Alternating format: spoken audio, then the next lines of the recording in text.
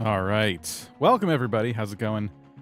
We are once again, or this might be your first time, I don't know. We're once again doing an Animal Crossing D&D campaign. Welcome back. I'm on the wrong scene. Give me one moment. It is this one. There we go. I have everything set up. We have Twitch chat. We have YouTube chat. We have a notepad for writing things down. And pretty soon, our DM will be joining us, our Dungeon Master, because we are doing another round of Animal Crossing D&D. Or you could think of it as AI makes an Animal Crossing game from scratch and it goes horribly wrong. Because that's what happened last time. It went horribly wrong. It was a very entertaining time, though. So I have everything set up to do that once again. We'll see what happens. And thank you for everyone who's here hanging out. Thank you for modding, Airing. Appreciate that. And cool. Well, let me turn off the music. And we're going to get started. So I didn't... how do you start something like this? I think we'll get some Animal Crossing music in the background, first and foremost. We can hear that all right. Tell me if it's too loud, if I'm too quiet, you know, all that stuff. If I'm too loud, I think I'm okay. Let me just check my settings here, because I was messing around with some stuff earlier. Yeah, looks good. Okay. Sounding good so far? All right, cool. Thank you. Well, welcome, everybody. So, yes, we're going to invite in our DM. Before we get started, I think what I'll do is I'm just going to ask him maybe like what he's most looking forward to with this new campaign. He's been preparing this campaign for months. So I've totally ruined his last one. So I think he's going to be pretty, you know, upset. I think he's going to be pretty upset with I just was notified I spelled vaulting pole wrong. Vaulting. That's right? Okay, vaulting pole. Now I'm questioning every word on here. Notepad needs spell check for dumb people like me. All right. Anyway, the last stream we did with an AI Dungeon Master, I really did push him to the limit. So we'll see if he's in a better mood this time around. Here we go. All right. Before we get started, I just want to know what you are most looking forward to in today's campaign. I know you've been preparing it for a long time now, and I just want to know how you're feeling before we actually start the campaign. All right, we'll give him just a minute to stew on that. How is everybody? Welcome. Thanks for being here. Hopefully you can hear him over the music. I'll have to lower it maybe.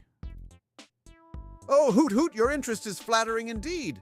I have lovingly crafted this campaign over several precious months, studying up on our charming animal pals, honing my storytelling skills, and ensuring that this adventure is a truly memorable one.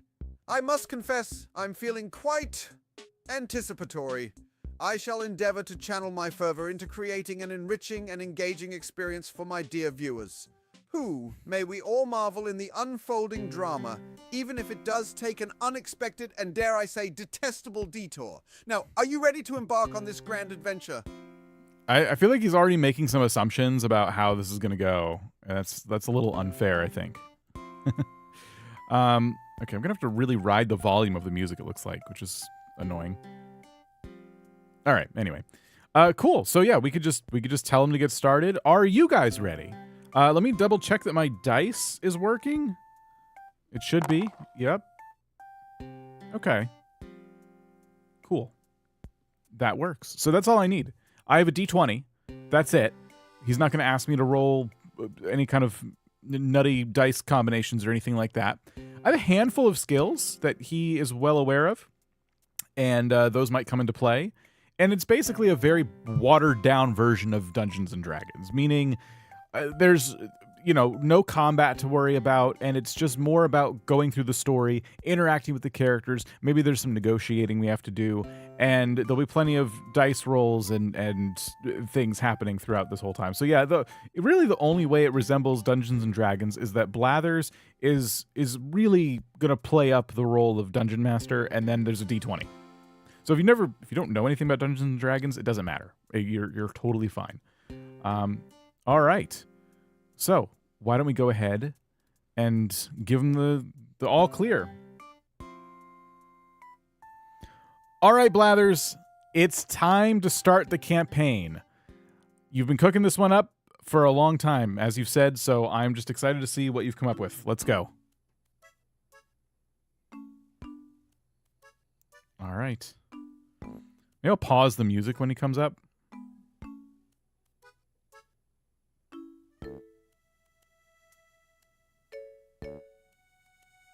All right. Ah, splendid. The time is nigh, so let's set our sights on our charming islet. Your homely abode, quite appropriately, finds itself perched on the sandy stretches of the beach in Acre F4. As you step outside your front door, the gentle ocean breeze embraces you warmly, carrying the symphony of crashing waves and rustling palm trees. On this idyllic day, however, trepidation is whispering in the wind. Our favorite sisterly pair, the Able sisters, have lost a treasured heirloom, their grandmother's precious thimble. Reports claim that it was last seen at a communal crafting session near Nook's Cranny. Okay. It is essential this token of familial love is found before it falls into the wrong hands. Of course, the fate of this thimble and potentially all of sartorial civilization rests with you. Now take a moment, survey your surroundings in Acre F4. The adventure begins, and I'm mildly eager to see you succeed. Yeah, he did. I had to turn up the volume on him a little bit. He did get a little bit quiet. Okay, so we are in Acre F4, and it appears that the Able sisters have misplaced a family heirloom, their precious thimble. So let's go ahead and pull up the map, pull up me. Is this Acre F4? I thought there was acre grid lines on here. Oh well, my house is on the beach, so let's not worry about that. Able Sisters is right here. Nook's Cranny is right here. And then he said reports claim that they were last seen in a communal crafting session near Nook's Cranny.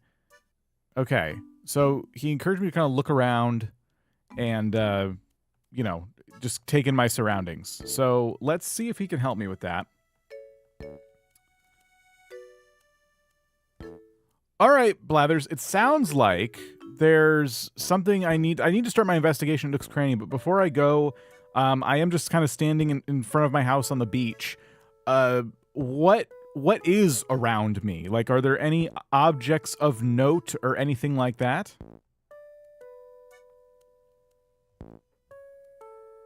Let's see what he says.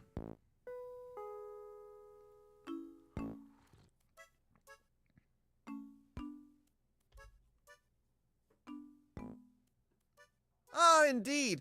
Let's take a bird's eye perspective, shall we? To your left stretches the expansive beach, dotted with several coconut trees and a lone DIY bottle nestled amidst the seashells. Ooh, a potential resource already. To the right, you can see a winding path leading towards Resident Services D4, bordered by vibrant flowers and whispering bamboo shoots. Further up north lies the distant silhouette of the museum, a towering testament to knowledge and curiosity. Might there be something of interest nearby? I won't give you any spoilers, hoo-hoo. Now, my dear game participant, let's proceed. And do remember to be observant. We wouldn't want any shady happenings to go unnoticed now, would we?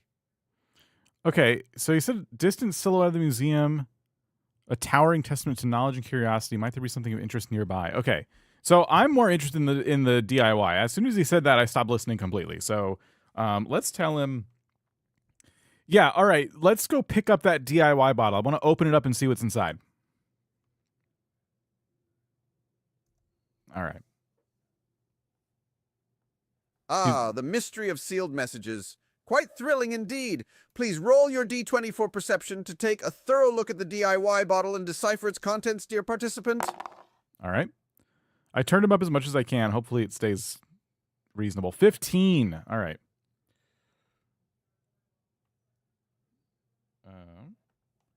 I rolled the number 15.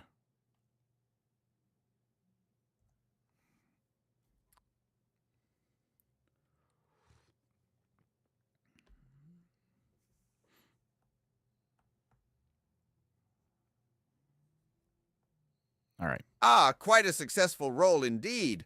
As you stoop to scoop up the bottle nestled among the seashells, the washed-up bottle feels weighty in your hands, signaling a message inside. Popping it open, you unravel a damp DIY recipe. It turns out to be a recipe for a shell arch, a lovely doorway crafted from seashells. A fascinating find, although something about the handwriting seems suspiciously overly neat and eye-catching. A secret message, perhaps, or just a diligent villager's penmanship. Hoot! Fate, indeed, is quite the storyteller. Now, onto your next course of action. This is taking such a weird turn. Okay, so we found a recipe for a shell arch. And I can... What? Can I learn how to craft it? Am I gonna... Okay. I should probably ask him if I can learn how to craft it. And then... Should we just make one? Instead of, like, go to Nook's Cranny and start our investigation? Just kind of, like, craft the arch and becomes a magical door. Oh, see, that's really interesting. Okay. I gotta know. Blathers, I would like to learn how to craft the shell arch using this new DIY recipe, and then I would like to go make a shell arch. Is that possible?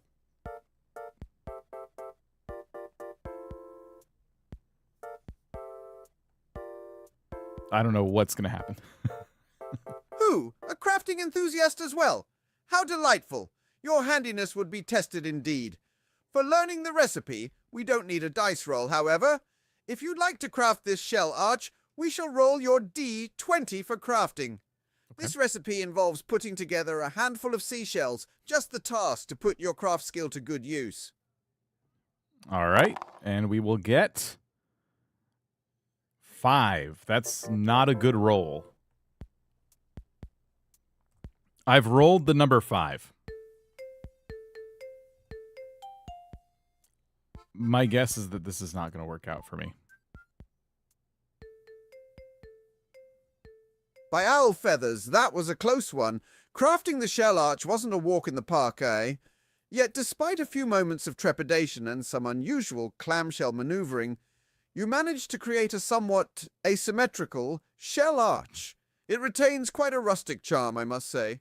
Okay. This act of crafting may even help you in your adventure ahead. Now, shall we press on towards Nook's Cranny, hoo-hoo, the very belly of the mystery you must unravel? Okay, but one of you suggested this could be a magic door. You cut your finger on a sharp shell. One of you suggested this could be a magical door, so we need to place it down first. We need to let him know, hey, wait a minute. No, hold on. I would like to place the shell arch down near where I stand, and I want to walk through it. Yeah, this is going to be good. Hoot hoot, changing the landscape as you go. Fascinating indeed. Before placing your newly crafted shell arch, I would ask you to roll your D20 for perception. We wouldn't want to install it in an inopportune spot now, would we? What a ruinous development that would be. Okay. Seems a little tedious, but all right. That's a 6. So it landed on the number 6. Or what are we gonna like place it down on top of an electrical line or something with? A rather middling roll who for a task that requires a keen eye. Your choice of location for the shell arch may be ... debatably artistic, to put it diplomatically. Regardless, you press on, placing your charming, albeit skewed shell arch in a somewhat intrusive spot on the beach. The result is interesting, to say the least. With the ocean serving as a serene backdrop, the arch lends a rather bohemian appeal to your beachfront. A touch of uniqueness to mark the beginning of your adventure indeed. Now, shall we press on towards Nook's Cranny, dear participant? Fine, let's go to Nook's Cranny, but before I go, I want to pick up the shell arch again. I want to have it with me at all times. It could come in handy for something in the future, I'm sure. Okay. I sense he was getting kind of annoyed with us. It's like, fine, you placed it down. Your foresight is commendable, although I confess it feels unplanned. Nevertheless, you deftly gather up your eccentric shell arch, stowing it away for future use. With that settled, let's have you roll your D20 for perception to navigate through the island to reach Nook's Cranny safely. Okay. We don't want you to miss out on any notable occurrences along the way. Okay, so that means we are here, and we're only trying to get... Where's my character? We're only trying to get here. So I'll just put my character, like, here. And... Oh, I got to roll for perception. Right.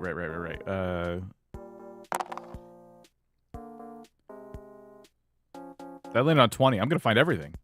That's fantastic.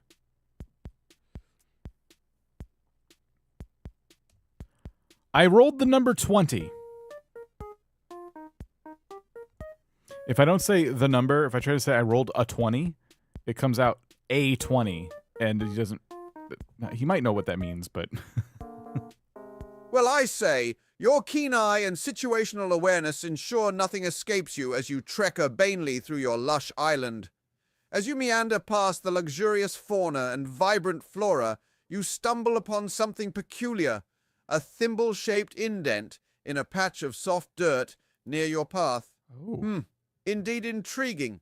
Nevertheless, you arrive at Neek's Cranny without further ado. Okay. Hoot! So, what is your next course of action, dear participant? Will you ferret out the facts within the store? Or revisit the curious clue you spotted on your journey? Choices.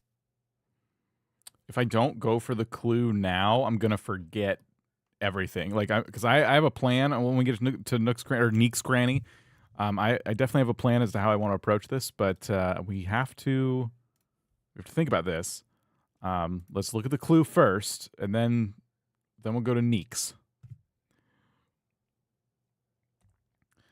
Let me investigate that clue we found, the thimble-shaped indent.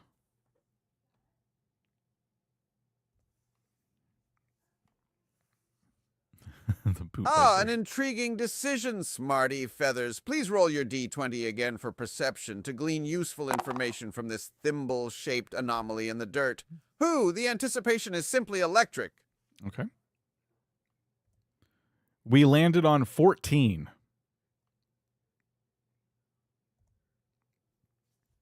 Responding nice and quickly.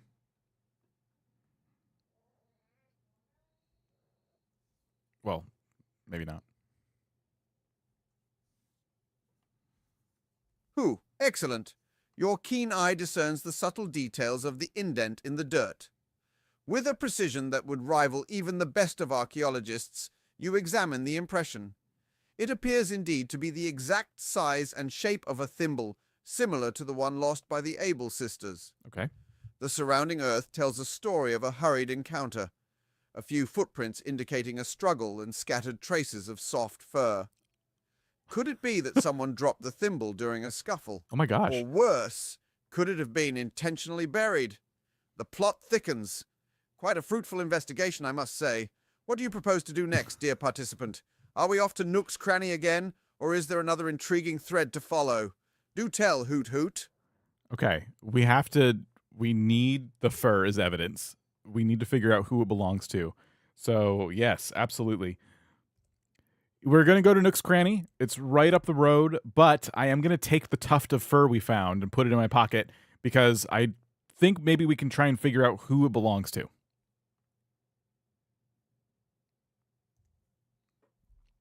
Okay.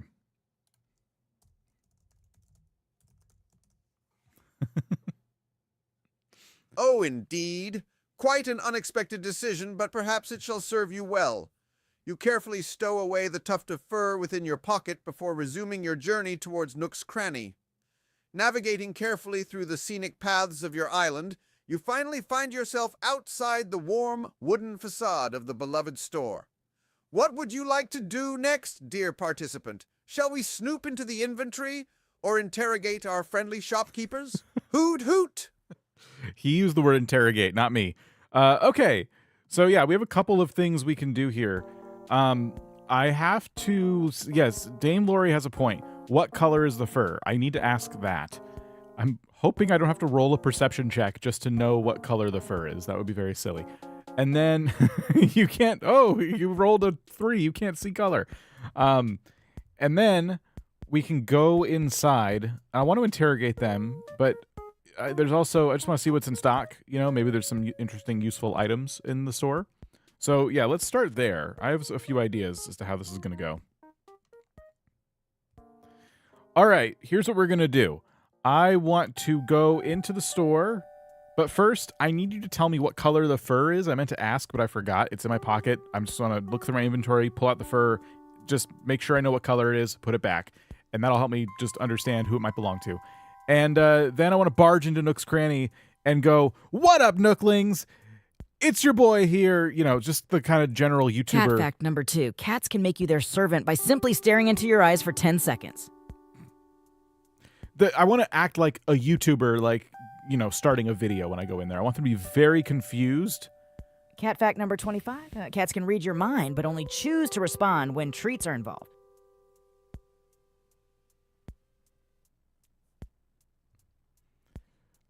I sent it. Very distracting. I'm glad you found the cat fact button.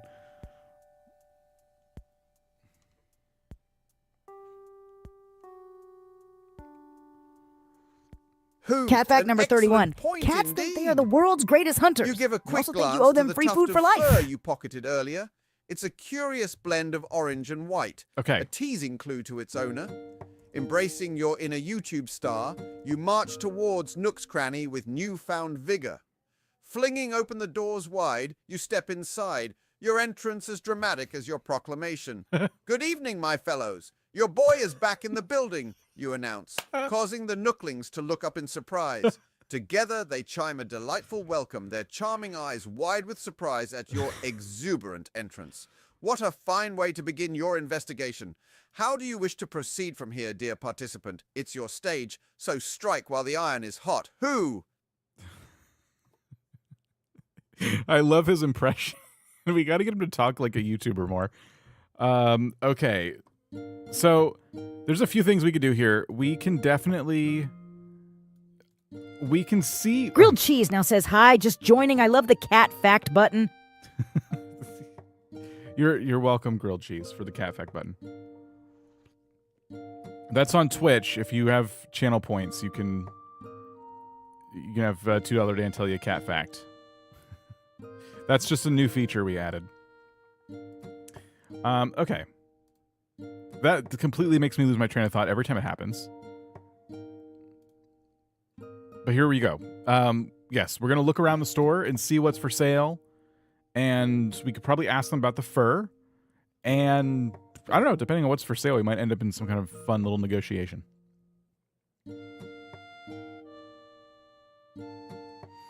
All right, Blathers, now that I'm in the store, I'm going to just brush past the nooklings and pay them no mind at all, as I do. And I'm going to just investigate the shelves. I want to see what's for sale. Just very curious. I didn't tell you earlier, by the way. I have 5,000 bells on me. That's all the money I have in the world. I'm carrying 4 peaches and then a basic set of tools, including a shovel, an axe, a watering can, a net, a fishing rod, a diving suit, a slingshot, and a vaulting pole. And now I have the shell arch and the animal fur. So that's my entire inventory, so just so you're aware. I meant to say that earlier. But yes, what's for sale?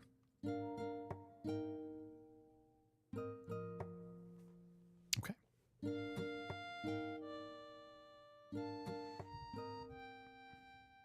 I'm very curious to know what's for sale. Indeed, with a quick look of acknowledgement at the flittering nooklings, you deftly shift your attention to the shelves. Oh, they are stocked up and brimming. There's an abundance of wallpaper rolls, unique carpet designs, and quite an assortment of gardening essentials. Most intriguing. Bells format against a wall, you spot 2 furnishings for sale. Who? A sophisticated Art Deco painting being sold for 4,500 bells, and a quaint terrarium going for slightly less at 3,000 bells.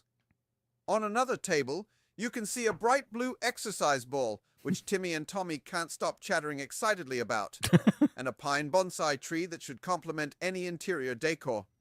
Both items seemingly more affordable. Hoot! With those pockets of yours stuffed, however, choices would need to be made, dear participant. Continue browsing or proceed with your investigation? Quite the conundrum indeed. I'm going to apologize to everybody in advance for what I'm about to do. There's just going to be a series of events that are about to happen, and I just want you to know that this is me in character. I wouldn't actually do the things I'm going to do in this environment that I'm in, that I find myself in now. But that's why we play games, right? So we can be the person who we can't be in real life. Right? Blathers, I have a question. The shell arch. Is it possible to take off any of the shells that are currently on the arch? Can I dismantle it in any way? And then can you describe to me, if possible, like if I manage to do this, can you describe to me some details about the shells or shell that I remove from the arch? Okay. Hoot, an interesting proposition indeed. That's fast. Considering your admirable prowess in crafting, let's roll your D20 on your crafting skill again to see if you can carefully dismantle this shell arch without ruining the individual sea elements. The intricacy of sea life is quite delicate after all. That's a good roll. It landed on 16. Okay.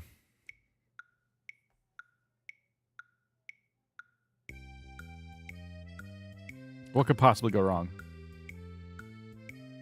Ah, splendid. With your deft hands and admirable patience, you managed to successfully dismantle the shell arch, retrieving individual shells from its structure. You now hold a fine collection of seashells, varying in shape, size, and color. There's a delicate cowrie with its mouth like a toothy grin, a conical screw-shaped turban shell with intricate whorls, and a glossy pink scallop shell with edges resembling the wings of a bird in flight. Wow. Most notably, though, is a particularly hollowed-out whelk shell, a clear outcome of your superior crafting skills. Hoo-hoo to use them in the investigation or keep for some future crafting endeavor. On goes the conundrum. What's your next action, dear participant? Okay. Let's real quick. Let's get a proper inventory of these shells because he described each one. So he said toothy grin. Okay.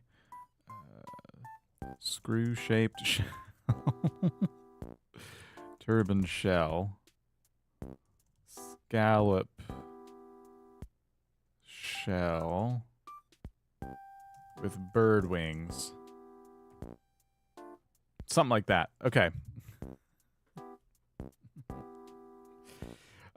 Just to make it shorter, I'll just say seashells. That didn't really help much. Okay, great. This is exactly what I need. Perfect. Here's what I would like to do. Timmy and Tommy over there, you see them? Standing by the big exercise ball, chit-chatting about it, all excited. I would like to take the screw-shaped shell, the one you mentioned that has like a screw shape, I imagine it's pretty sharp, right? I want to take the shell and I want to stab the exercise ball right in front of Timmy and Tommy.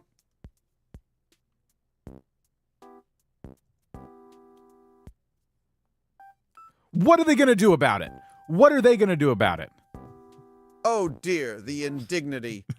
My, such a dramatic course of action, I can barely believe it. Well, for this audacious act, let's roll your D20 for deception, dear participant. Deception? To see whether you can carry out this action without grabbing undue attention in the shop. Hoot hoot, the outcome shall surely be fascinating. I was not going to deceive them. I am actively stabbing the exercise ball they're excited about in front of everything and everybody. But I rolled deception and it's a 2, which is perfect. The dice lands on the number 2. I wasn't trying to hide. I'm not like an exercise ball assassin working in the shadows.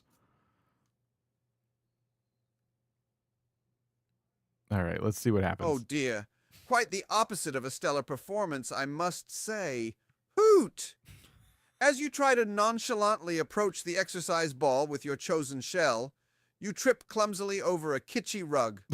The nooklings watch in stunned silence as you pick yourself up, blushing a rather alarming shade of beetroot. Before you can even attempt to puncture the ball, the nooklings are on high alert, their innocent eyes wide with confusion and... Is that slight fear I see? You quickly pocket your shell, spluttering an excuse about who orthopedic research. Now, noble participant, how shall you regain your dignity in front of our young nooklings? Or perhaps there's another route you'd like to take? Do tell. All right. We didn't quite get the point across like I was hoping. All I'm trying to do is open the interrogation, you know, in a productive way. That's it. That's all I'm trying to do. So we gotta take a different course of action. All right, Blathers, that's fine. I feel fine. I'm gonna get up. I'm going to I have the shell in my pocket again. That's fine. What I'm gonna do is I'm gonna take the exercise ball and hold it over my head, and I'm gonna scream at the nooklings. Listen here, nooklings. You're gonna tell me where the Able Sisters' thimble is, or this exercise ball gets it.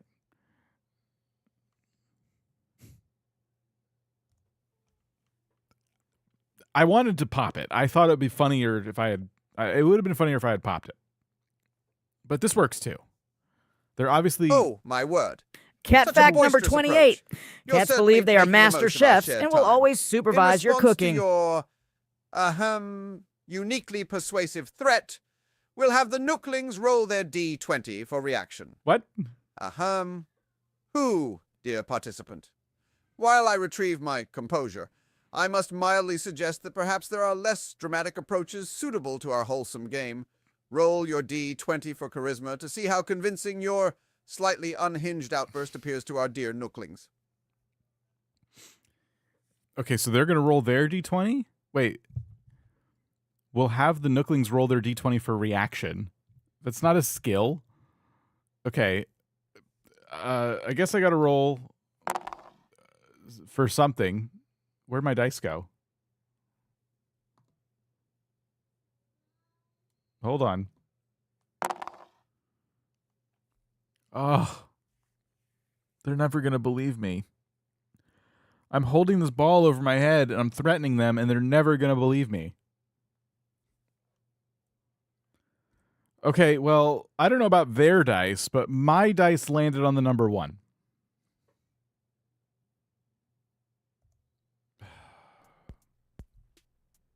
Crap.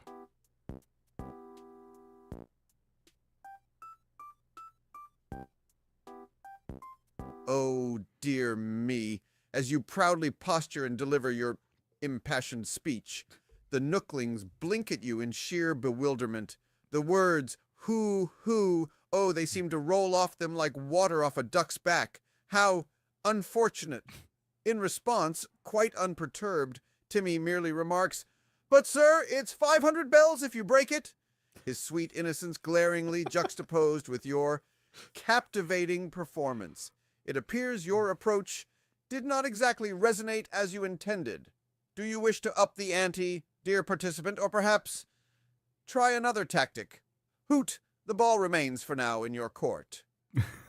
Wow, he did a ball pun. I'm holding a ball over my head. Oh my gosh. Okay.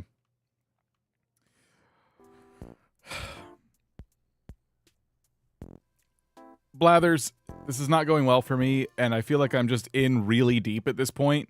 I've kind of committed to this, position that I'm in. So I would like to take the ball, which I'm currently holding above my head, and just huck it straight at Timmy's face. Not say another word. Just boom. Just exercise ball to the dome.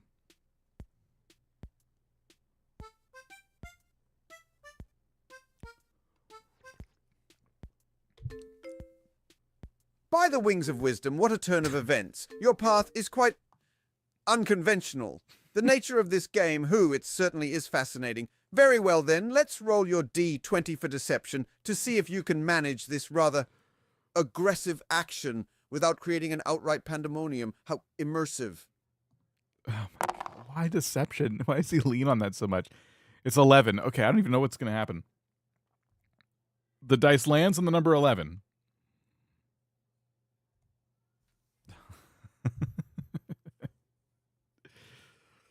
Do I throw it? Do I miss? Do I fall over? By great Phoenix, you just went through with it, didn't you? With a hard-to-miss show of frustration, you heave the exercise ball straight at a wide-eyed Timmy. His little legs can't move out of the way in time.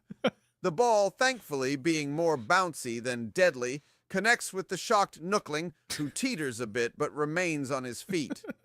His wide eyes blink at you in stunned silence, the quietness lingering uncomfortably in the room. Now, Tommy finally squeaks out, looking quite terrified. There's no need for violence. We don't know nothing about any lost thimble, honest. Such a tragicomic saga this is woven up. Whew!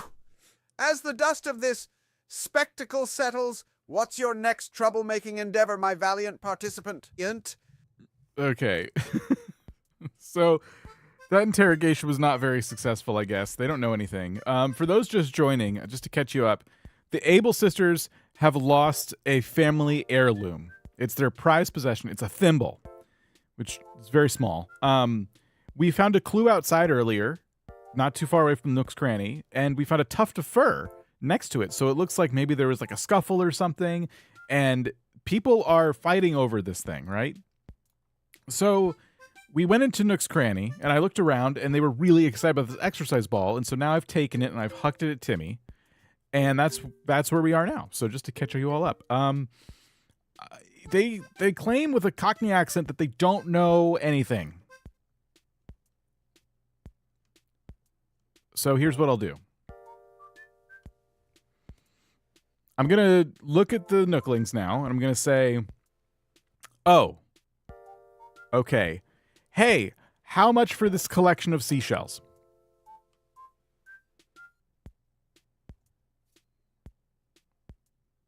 They're taking up a lot of space in my inventory. I gotta get rid of these. Ah, a change of topic. Perhaps a glimpse of that sensible line of thought. Hoo-hoo! Taking in your question, the nooklings briefly exchange surprised glances before their professional demeanor kicks back in. Why, that's just 800 bells for the lot, sir, replies Timmy, his voice still slightly shaken from the recent excitement. Do we have a deal, dear participant? Moreover, how do you plan on smoothing things over after your, shall we say, forceful persuasion? They're trying to shake me down. They're trying to shake me down. Did you hear that? They're trying. It's a regular shakedown. Unbelievable. I am shocked. I can't believe. Wow. I don't even have, like, what do we do about this? We're being threatened. This is basically what retail workers go through every day.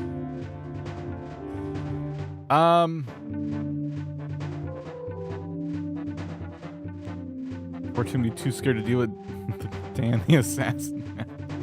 I didn't assassinate anybody. Okay. Here's what we're going to do. Blathers, I'm in shock. I can't believe Timmy and Tommy would try to shake me down for payment after I came in here just to ask a few simple questions. And I am really annoyed by their lowball offer of my lovely collection of very sharp seashells. So I'm going to demand that they pay me 5,000 bells for all of my seashells, and that I will be doing nothing to make up for any, quote, forceful persuasion. I am a dignified investigator, and I'm just trying to get to the bottom of a very scary crime. And if they're going to question my tactics, then that's their problem. Okay, they can figure that out for themselves. But this is how investigations are conducted. I wouldn't expect them to know or understand.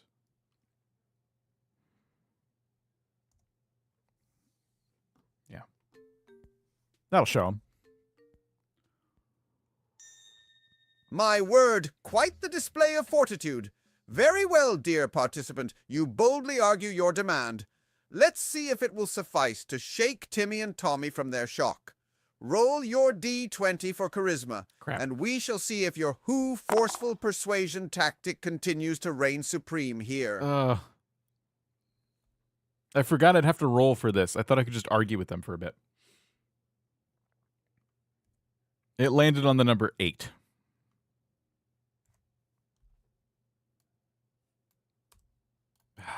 Damn.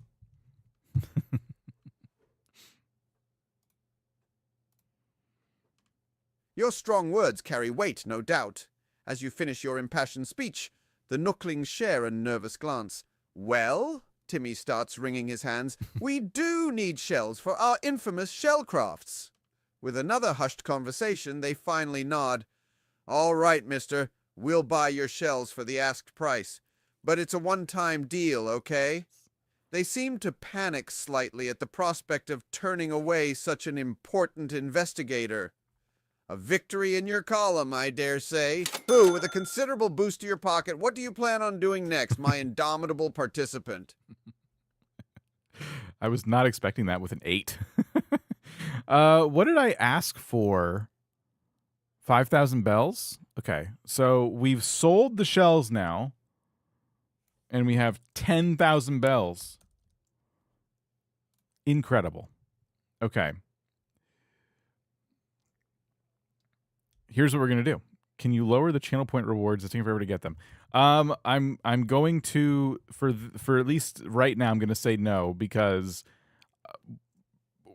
every time $2 Dan comes up, it seems to be right on top of Blathers anyway. So I'm going to keep it at 200. I'm sorry, or 300 depending on what you're trying to do. Okay, dice gone. So we have 10,000 bells. Now we have the tough to fur still, so we need to like figure out a way to ask them about this. And I guess our normal tactics are probably not going to work. Fantastic. So I'm going to sell them the shells. I now have 10,000 bells, which is amazing. And I'm now going to pull out the tuft of fur, the orange and white fur from earlier. And I'm going to say, okay, thank you for buying my shells. Now, this is very important. I need to know whose fur this is. And I hold it right up to their noses.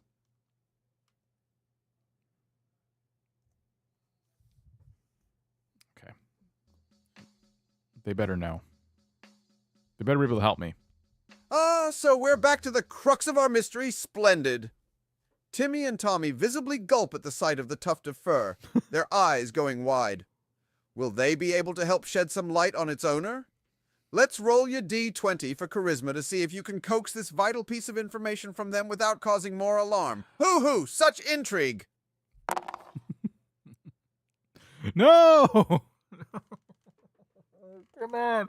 They're just going to withhold the information? They're just going to keep this from me. They're not going to help at all. Crap. It landed on the number 4.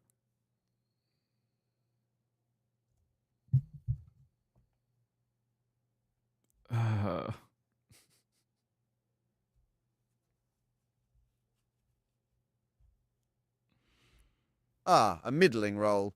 You hold out the tuft of fur, your gaze imploring, almost desperate. Sir, stammers Tommy, looking decidedly uncomfortable. That kind of looks like Audie's fur. Oh. But, we're not, fur experts or anything? Timmy quickly chimes in. Yeah, definitely not fur experts. Their nervous laughter fills the room as they shoot beseeching glances at each other. Who? It appears your line of questioning has once again left the nooklings on edge. What? You, nonetheless, gain a potential lead on the owner of the tuft of fur, Audie. What's your next course of action, dear participant? That's sus. We're definitely not fur experts. Nope, not fur experts. I never said they were fur experts. Yes, they are fur experts. What? Okay. Why are they hiding that? I'm not leaving. We got to figure this out. Huh. It's interesting, Timmy and Tommy. I never said you were fur experts. I never came in assuming you were fur experts. But all of this denial of being fur experts does seem to indeed make you, in my eyes, fur experts. Now, Timmy and Tommy, why would you hide that from me? What is the big deal? If you're these renowned fur experts and there's an investigator asking about fur, and the unwitting investigator isn't suspecting you of anything, just wants some help, and then you turn around and you withhold information, that makes you look incredibly suspicious. So I demand some explanations, or I will go to Tom Nook right now and I will buy this store out from under you, and I will fire you both today. Now we're getting somewhere.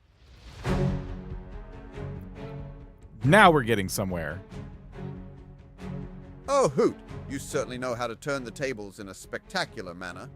Your inflated accusation sends the nooklings into a frenzy of anxious denials and panicked squeaking. No, we didn't mean anything by it. Let's roll your D20 for charisma to see if you can intimidate these shaken nooklings. Looks like into Naru providing White has more been a helpful super billionaire on information. YouTube for 1 month and Such says an 1 month. impressive And display of hey, assertiveness. yo, lol. Thanks, Naru. Just for the end there, he said, let's roll your D20 for charisma to see if you can intimidate these shaken nooklings into providing some helpful information. Who, such an impressive display of assertiveness. Yes, it was. Okay. So wait. I have to roll the D20. That's what he said. It disappeared again. Panicked squeaks.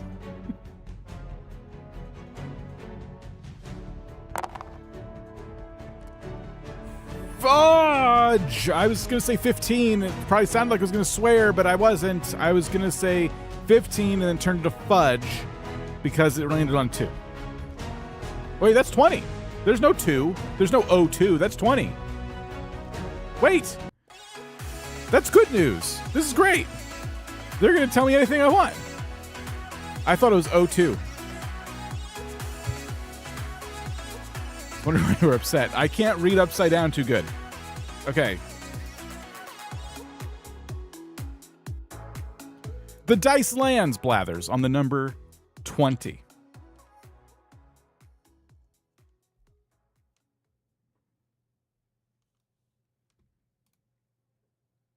Here we go.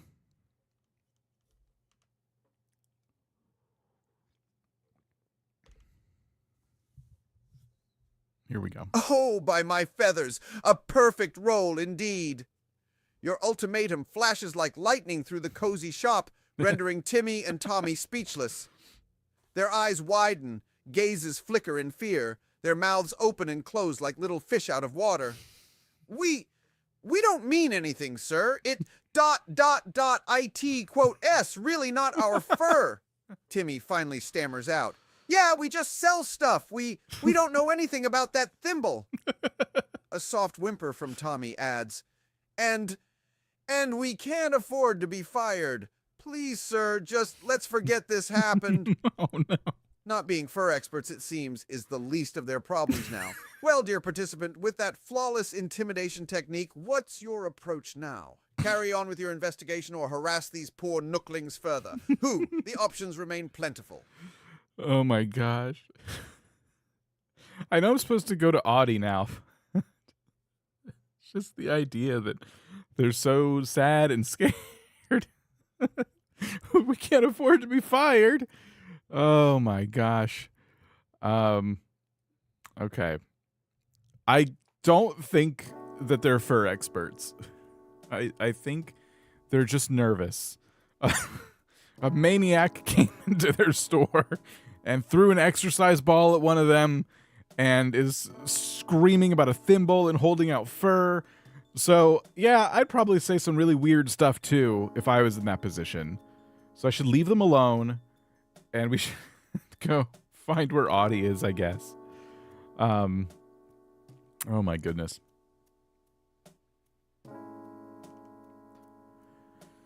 Okay, Blathers, I'll take a deep breath. I'm gonna pocket my fur, and I'm going to, without saying another word to the nooklings, I'm going to walk out the door. And my next goal is to find Audie, because that's who we were told the fur may belong to. So, before I leave, I'm gonna give them a very threatening stare. I'm not gonna say anything. I'm gonna give them both a threatening stare, and then I'm going to walk out the door quietly. Roll your d20 for your stare stat and see if you're any good at looking threatening. Hoot hoo! A dramatic exit indeed. Without uttering a single word, you spare one last intimidating glare at the nooklings. They gulp audibly, shrinking slightly at your formidable presence before you make your silent exit. You find yourself back out on the island, the mild outdoor ambiance a stark contrast to the tension you've just left behind. With your next goal to find Audie, you ponder your best course of action.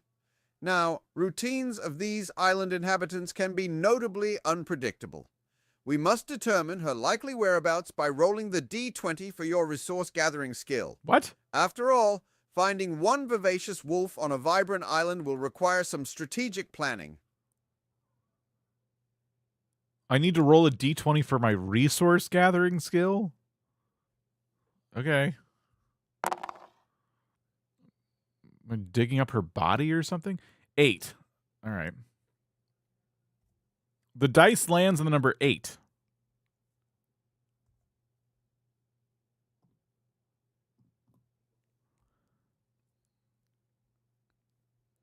Why resource gathering? What's he doing?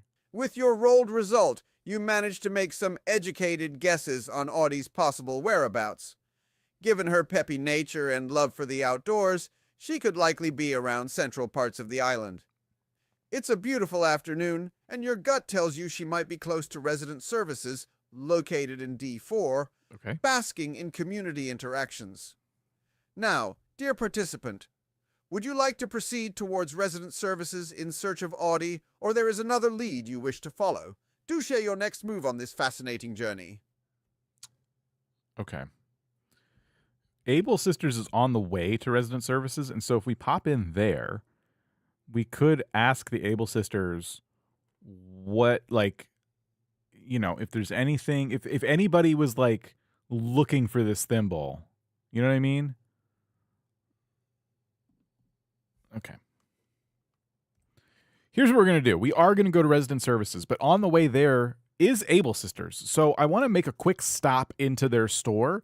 I want to ask the Able Sisters if anybody might have been, like, looking at that thimble for a while, looking at it a little funny. Maybe they wanted it for themselves. Maybe they have an idea of who might be interested in actually having taken it. And so with that information, if they can give that to me, once I confront Audie, I should have, you know, a good grip on, like, who might want it. Like, maybe Audie really likes thimbles, right? And she'll deny it, but I'll already know that Audie's a scumbag. So yeah, this is a good plan.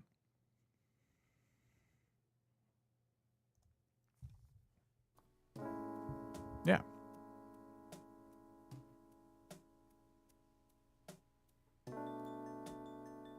Hoot! What a strategic course of action!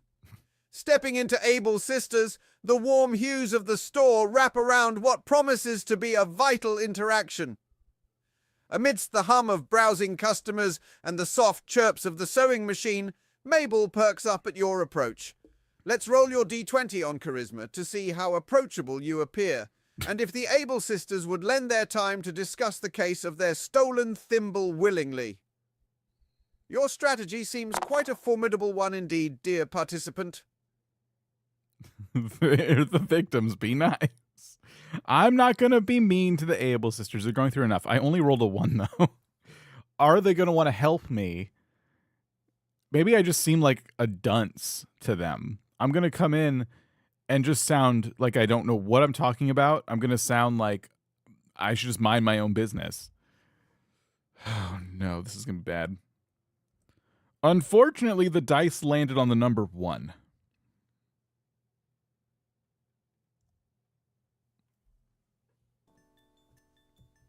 Crap. This is going to be bad. This is going to be really bad.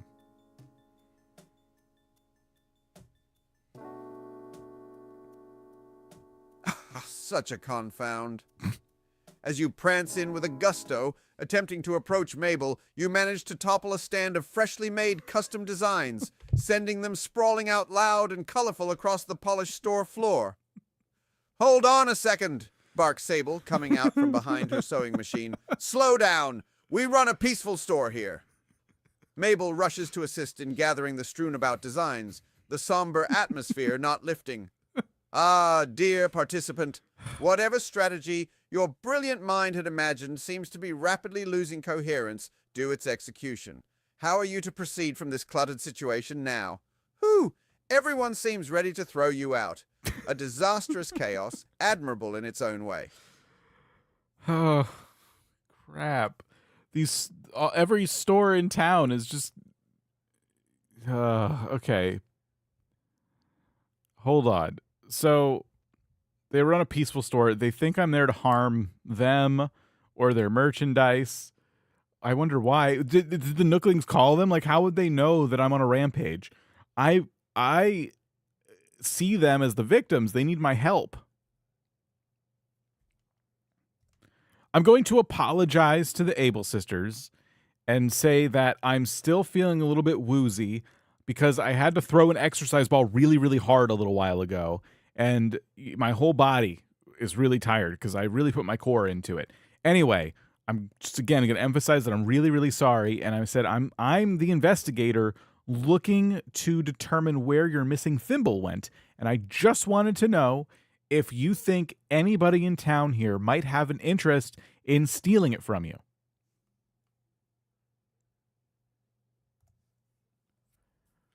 Oh.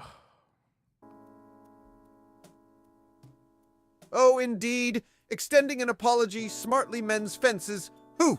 Let's roll the D20 on charisma once more to see if your humble, remorseful words manage to smooth the creases of your unintended havoc and get you the information you need. Back to the task at hand, dear participant. Okay. Perfect. They believe me, I think. The dice lands on the number 17.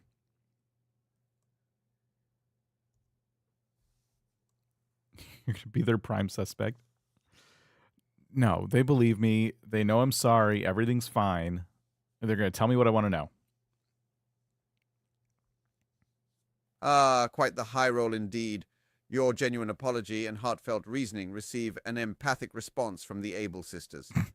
As the designs are gathered and order restored, Mabel chuckles softly, turning to you. All right. We appreciate the honesty. As for the thimble, it's hard to say. It's been with us for quite some time, held special to us. But, we did notice Audie looking at it a bit more than usual the other day, Mabel reveals, Sable giving a curt nod of agreement. With renewed vigor, you thank the Able sisters for their willingness to assist with your investigation. Hoot! You are indeed closer to catching the thimble thief. Now, would you continue towards resident services to confront Audie, or perhaps there's another route you wish to tread on this journey of yours? Okay. That's really good. So, they think that Audie might have an interest in taking this thing. That's interesting. Cat fact number 27. Cats have a special dance they perform to summon their favorite human. Thank you, $2 Dan.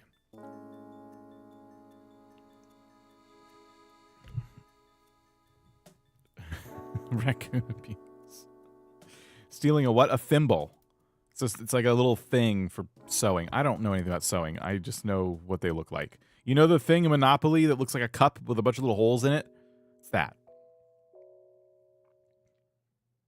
All right. I'm going to scream at the top of my lungs, thank you, at the Able sisters, and then I'm going to quickly walk out the door and I'm going to run to resident services.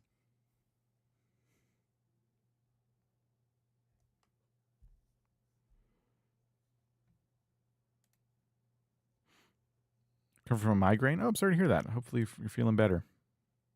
Startling the sisters with your exuberant thank you, you dash out of their shop, leaving yet another ripple of bewilderment behind.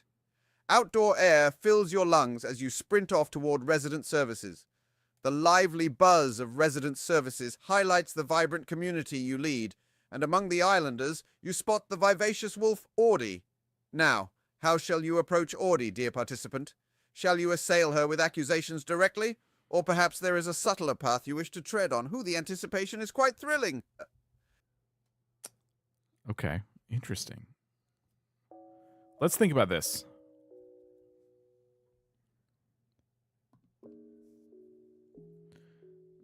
Subtle, is he new here?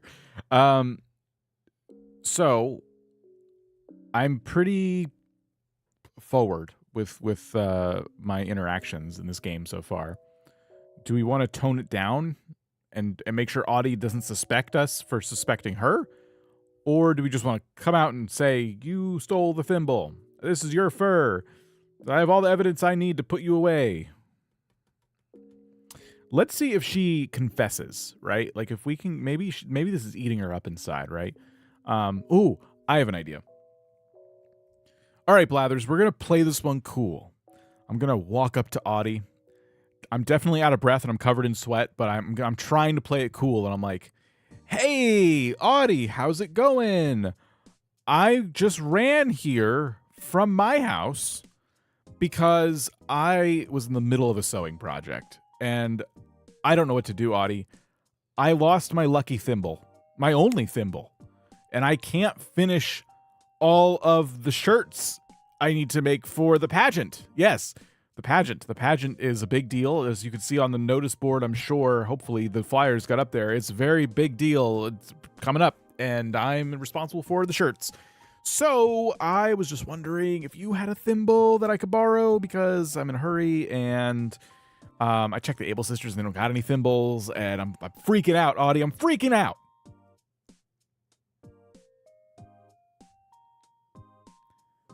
Real smooth. Thank you. Yes, that's going to work for sure. Ah, such a complex tale woven for our dear Audie. It's delightful to see you putting your deception skill to use. Let's roll your D20 for deception to see how convincing your pageant plight appears to Audie. Oh, what an intricate weave of words. Yes, 18. The dice lands on the number 18.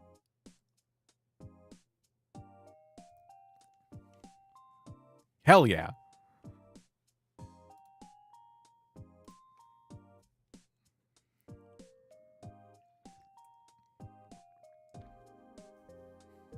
Oh, huzzah!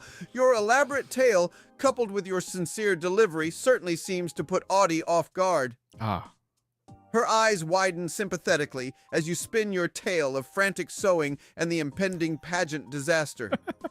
Oh gosh, that sounds really stressful! Audie exclaims, her tail flopping anxiously. I thought you never sewed. But sure enough, I have a thimble I found. It's super cute with a heart on it. You can totally borrow it. And there you have it. The thimble resurfaces, along with Audie's innocence. Aha! Quite the turn of events indeed. Now, dear participant, with the thimble safely procured, what shall be your next course of action? Hoo-hoo, the triumph is palpable! I didn't think we'd find it that quickly. So Audie had it the whole time. I need to know if Audie stole it or actually did find it. How am I supposed to figure this out? But who's the thief? Right. That's true. Like, Audie might have found it innocently enough. She wouldn't give it to you if she stole it. Yeah. You're probably right. She probably stole it for a reason. Okay. I'm going to say, oh, Audie, thank you so much. Oh my gosh, you're such a lifesaver. Hey, by the way, on my way here, I spotted this fur, and I'm going to hold it up to Audie. It's the orange and white fur from earlier. And my next thing I'm going to say is, I think this is your fur. Does this look like your fur? If it is, Audie, what happened? This is a lot of fur. I think there's even some some skin attached to it. Like someone ripped it out of your back. That had to be painful.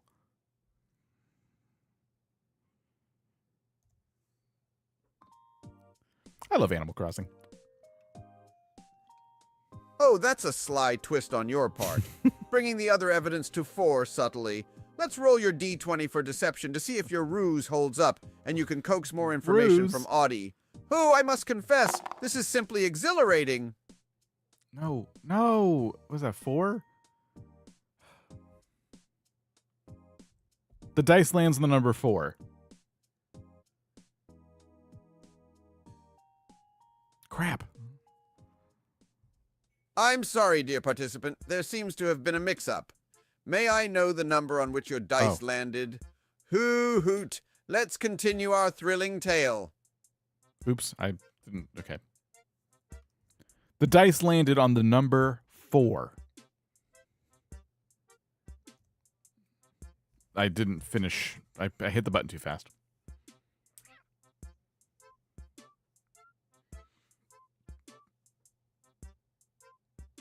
With a low roll, your words falter slightly, simulating concern over the tuft of fur.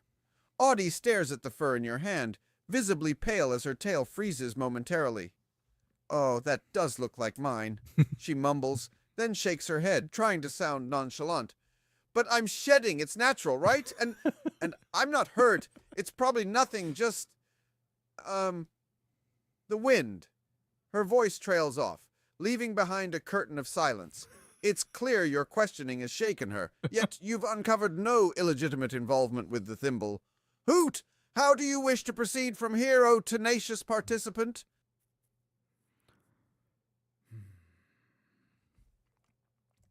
Blathers, it's not enough to just find the thimble. If Audie found this by accident, I need to find the thimble thief. So I'm going to take the fur, and I'm going to throw it to the ground, enraged. And I'm going to say, listen here. You're not shedding. This came off in a fight. Who are you fighting? I demand to know, because Audie, this thimble that you gave me isn't something I need for a sewing project. Oh, no, I lied.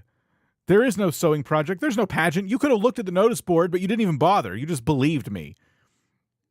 Don't know what that's all about. Look, there's no pageant, okay? Instead, this thimble belongs to the Able sisters, and it's a family heirloom, and you just happen to have it. So either you stole this, or you know the person who did. Now start giving me some answers.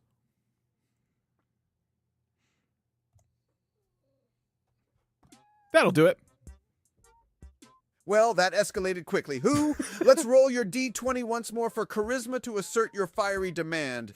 Will her secrets unravel under your pointed scrutiny? Oh, the thrill of the chase. Okay, that's 11. That's not too bad.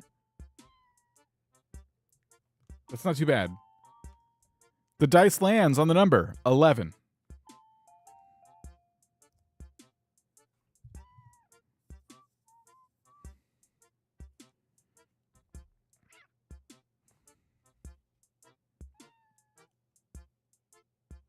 Ah, splendid.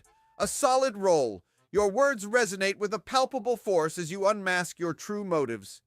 Taken aback, Audie takes in your heated accusations, blinking in surprise. Fight? I'd never, she exclaims, distressed. As for the thimble, I found it near the camellia bushes by the museum.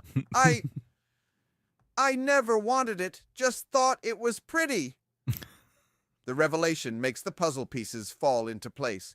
Audie never stole the thimble. Merely a wrong place at the wrong time, it seems. Hoot, hoot! Would you consider checking out the camellia bushes next, dear participant? Or perhaps there's another plan brewing in that calculated mind of yours.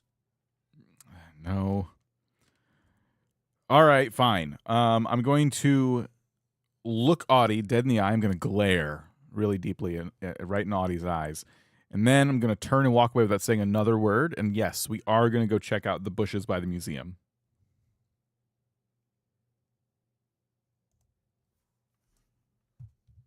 Okay.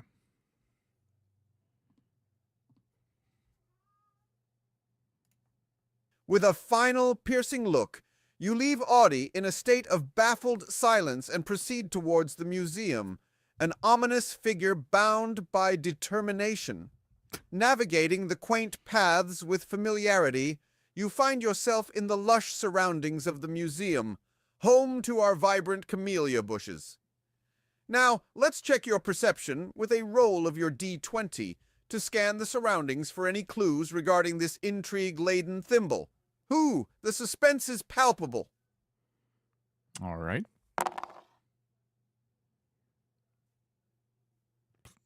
Terrible. It's an awful roll. The dice lands on the number 4.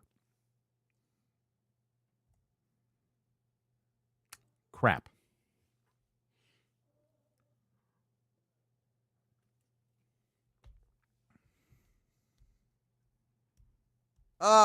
Not the strongest roll. As you delve into the camellia bushes, their vibrant blooms paint a picturesque image, but nothing that directly aids your investigation. You struggle to find something substantive, trampled flowers, broken branches, perhaps, but nothing that confirms a sign of a fight or theft. Though you may not have found any leads, the brilliant colors of camellias surely add a dash of joy. Hoot! Frustrating as it might be, it appears your journey is far from over. Would you consider returning to the Able Sisters with Audie's story, or is there another path you wish to tread on your pursuit of the truth? Your path lies open, dear participant. I'm pretty upset that I couldn't find anything in these bushes, guys. I'm not going to lie. That pisses me off. Yeah, we can go back to the Able Sisters, but first I'm going to grab my shovel, I'm going to use my axe, and I'm going to destroy all of these camellia bushes, and I'm going to chop down any nearby trees as well.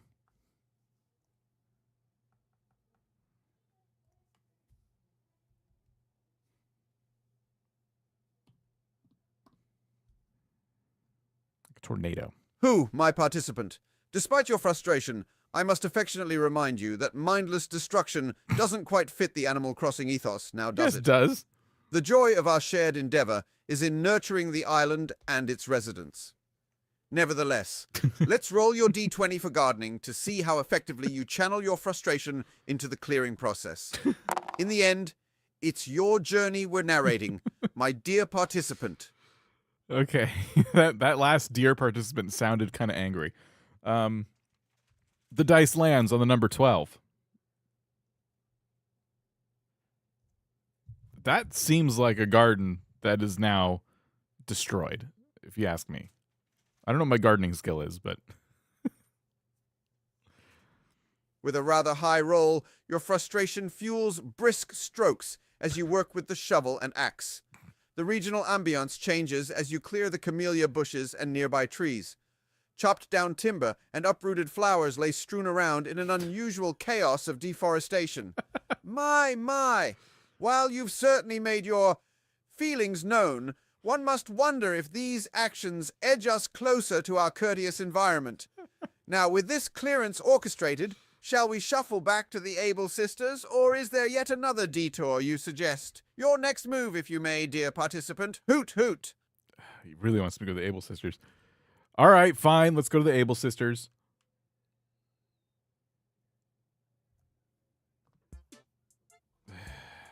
Well, I feel better now. With subduing anger, you make your way back towards the Able Sisters' shop, leaving a trail of worried glances from other islanders in your wake. The cozy store ambience envelopes you once more as you're met with Mabel's welcoming smile. Are you considering sharing Audie's tale with them or seek their expertise in some other regard? Do tell, dear participant. Okay. Yes, I think we should tell them everything. So, I'm going to take the thimble out of my pocket and I'm going to go, look what I found. And I'm going to slam it on the nearest table. And I'm going to say, you're never going to believe this, but this island is full of violent maniacs because I found Audie with the thimble. And you might be thinking, aha, we should arrest Audie. But no, Audie is innocent. Audie simply found the thimble. But I also found this. Slam! I put down the fur, the orange and white fur, on the same table right next to the thimble, and I say, this is Audie's fur. Audie even admitted it. I think Audie was in a terrible fight, and I think it was over this thimble. So, yes, you did see Audie had an interest in it, but it turns out Audie just likes sewing. So Audie found a thimble, not knowing it was your family heirloom, and naturally just took it, you know? Hey, I could use this for sewing. But now we have the thimble back, but we still don't know who the original culprit was. Why did this thimble leave your care in the first place? That's what we need to figure out next, and I need your help, Able Sisters. I need your help.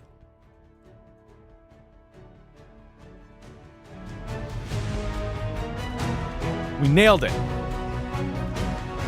What an ordeal, dear participant, and what a tumultuous tale you tell the Able Sisters. Mabel and Sable stare, taken aback by your fervor. Let's roll your D20 on charisma to see how they react to your findings, an impassioned plea for help. Hoot, hoot, an exhilarating turn of events. That was already so charismatic. So everything I just said to them just sounded like, and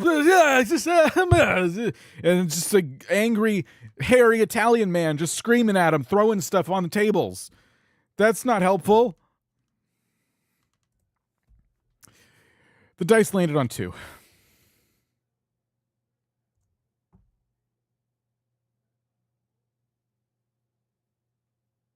I'm crushed. Ah, drat, a low roll indeed. Mabel and Sable exchange worried glances as they take in your impassioned story. While they seem relieved to see their heirloom thimble safely returned, your frantic explanation leaves them stunned and somewhat overwhelmed. Maybe take a breather, Mabel suggests nervously, Sable merely nodding in agreement. Despite the initial reluctance, they seem genuinely thrown off by your furious monologue. It appears that you may have pushed your earnestness a tad too far, dear participant. How shall you proceed next? Crap. They probably don't have any information anyway. We should probably just go and see if anyone else knows who... I don't know. How am I supposed to figure out who stole this thing? Damn it. Okay. I'm going to leave the thimble. I'm going to take the fur and quietly put it back in my pocket. Without saying another word, I'm going to glare at the Able Sisters really hard, dead in the eyes, dead in their Able Sisters' eyes. And then I'm going to turn around. I'm going to walk out the door. I'm going to slam it behind me. And Blathers, I don't know. I don't know where to go next, but we need to figure out who would do this. So I think the next thing we should do, I should make my way towards the nearest neighborhood, and we should start knocking on doors.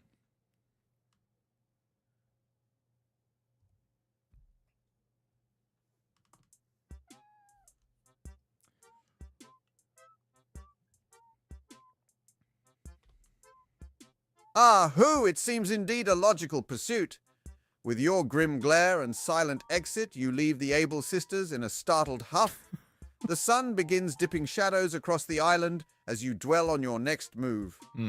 Making your way towards the nearest neighborhood, which happens to be the one with 6 homes around D2, you might learn more from the island residents.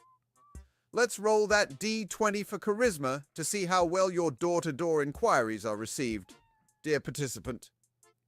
After all, not everyone's prepared to see their detective mayor come asking after a thimble crime. Who? I'm going to assume I'm just in this neighborhood now. Oh, those are Kata's new emotes. That's awesome. I don't have any animated emotes. Those look really good. I need to give me some animated emotes. Okay.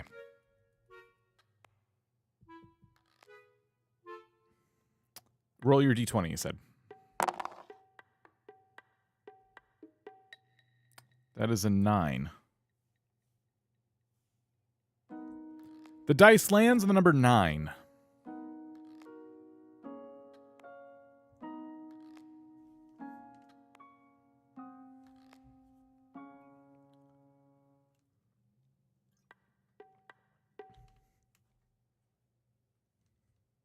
Your somewhat high roll suggests you're met with a rather lukewarm reception from your fellow islanders. Okay.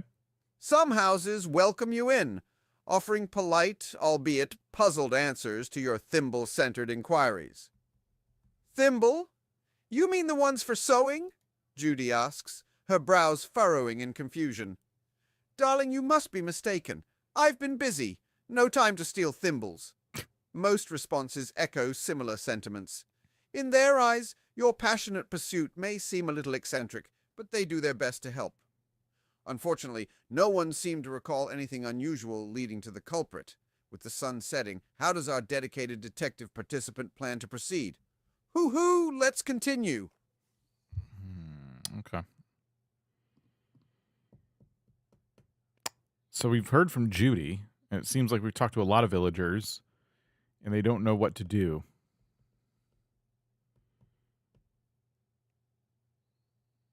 What do you guys think we should do? What would you do if you were me? We are in a weird spot because I tried reasoning with these villagers just for a little information, and people keep turning me away.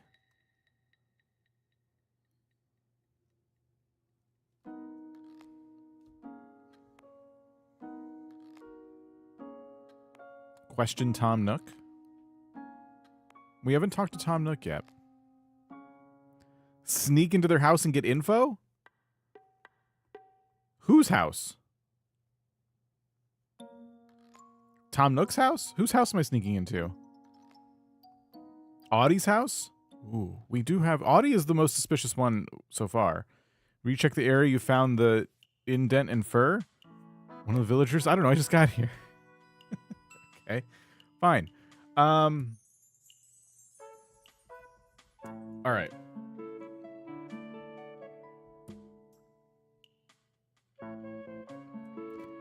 Okay, here's what we're gonna do. I don't know which one of these is Audie's house, Blathers. But I think I need to go on a covert mission. So I'm going to sneak into one of these houses, hoping that it's Audie's. And I'm gonna look for clues.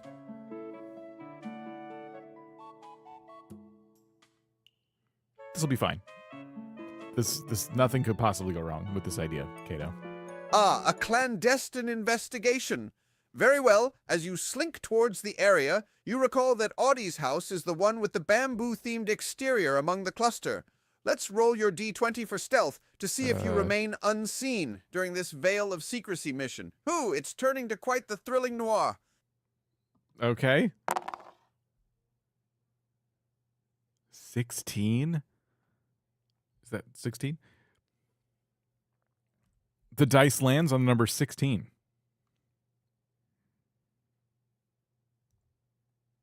Okay.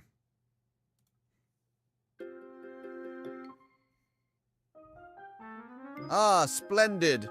Your high roll indicates that you managed to tread carefully and avoid drawing attention. Owing to the approaching evening, most villagers are engrossed in their routines, helping you maintain your cover. With bated breath, you glide towards Audie's house, the bamboo exterior beckoning in the dusk light.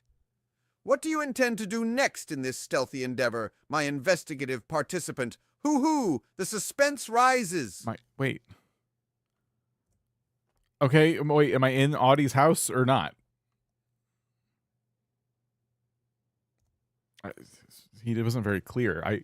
I went towards the bamboo house, but I don't know if I went inside. Oh, my pardons for the uncertainty. The high roll on stealth means you've successfully snuck into Audie's house undetected. Now that you find yourself inside the wolf's den, what's the plan, dear participant? Okay. Blathers, we're going to turn the place. I'm going to take this house and I'm going to make it unrecognizable. I'm going to search every little corner I possibly can for any sort of clue at all.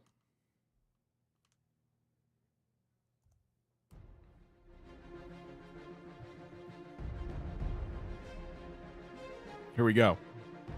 Oh my, such a sweeping directive. You gear yourself to comb through Audie's cozy interior. However, Prudence demands that you also remain unnoticed.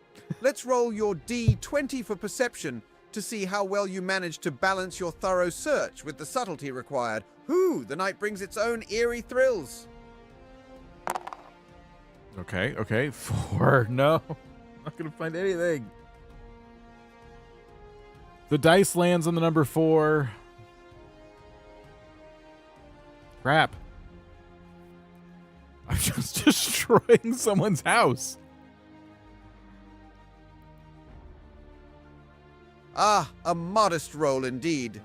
You try your best to maintain a low profile while searching, but the dimly lit room hampers your efforts.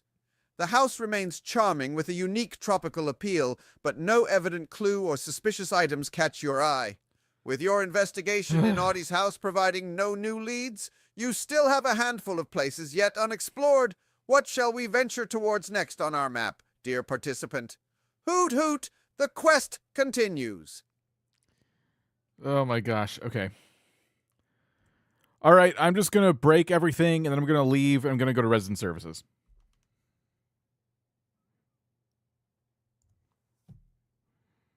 As one does.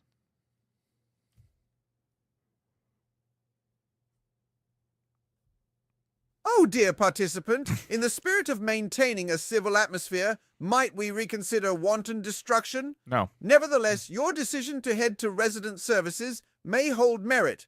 Indeed, Tom Nook and Isabella always keep an ear to the ground, and they might just have the insight you seek. Let's roll your D20 on charisma as you interact with them. No. Hopefully, No. you can glean information useful to your thimble pursuit from them. Hoot hoot! No. What a roller coaster this investigation has turned out to be. Now you listen here, Blathers. You heard me. I'm not leaving Audie's house until every item I can get my hands on is shattered to a million pieces. Then, and only then, will I go to resident services and talk to Tom Nook and Isabel.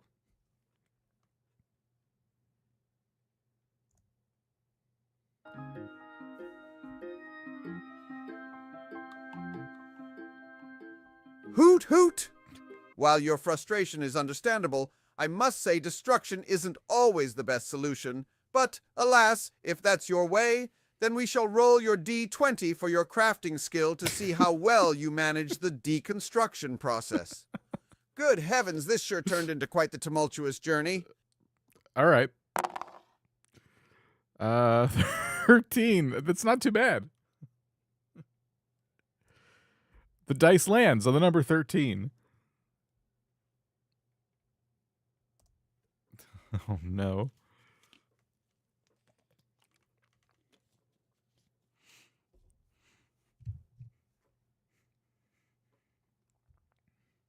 Indeed, an interesting roll. With deliberate harshness, you sweep through Audie's house, disrupting the established zen. Bamboo aesthetics, tropical motifs, and DIY decor intersperse through the disarrayed interior in the aftermath of your vented frustration. Returning to the mild outdoors, leaving behind the tangible chaos, you trudge to resident services, a looming feeling of resentment guiding your steps. Upon reaching, Isabel's sunny demeanor and Tom Nook's businesslike calm welcome you. How would you like to approach this, dear participant? Remember, diplomacy often paves smoother paths.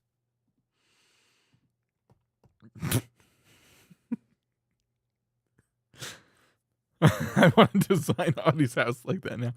Please do and share it in the Discord. All right, so I burst through the doors of resident services, out of breath, covered in debris. And I say, Tom, Isabel, you're never going to believe it. There's a violent maniac on the loose. Okay. Yeah, that's... Ah, a grand entrance indeed. Let's roll the D20 for charisma to see if your dramatic rendition manages to get Tom Nook and Isabel's attention amidst your disheveled appearance. Who? Such a grand narrative. I think that's 18. I don't. It's not the 9, right?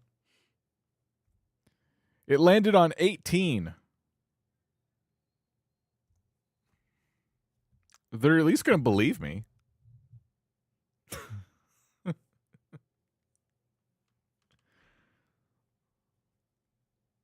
My, what a spectacular role. As you barge into resident services, your frantic declaration echoes throughout the room, drawing all eyes to you. Tom Nook, momentarily shocked, quickly rallies to his usual businesslike calm, while Isabel gasps out of concern. Is everything all right? Tom inquires, concern seeping into his stern demeanor, while Isabel squeaks, "A maniac on the loose? Do we need to inform everyone?" Your proclamation certainly spurs them into taking immediate action. Now, how would you like to proceed, dear participant? What more will you share or demand from them? The thrill continues. Okay. I don't know. How do you get information from them with so now I'm standing before them and I'm like, "Oh, maniacs on the loose." And they're asking what we should do about it. They're asking me of all people.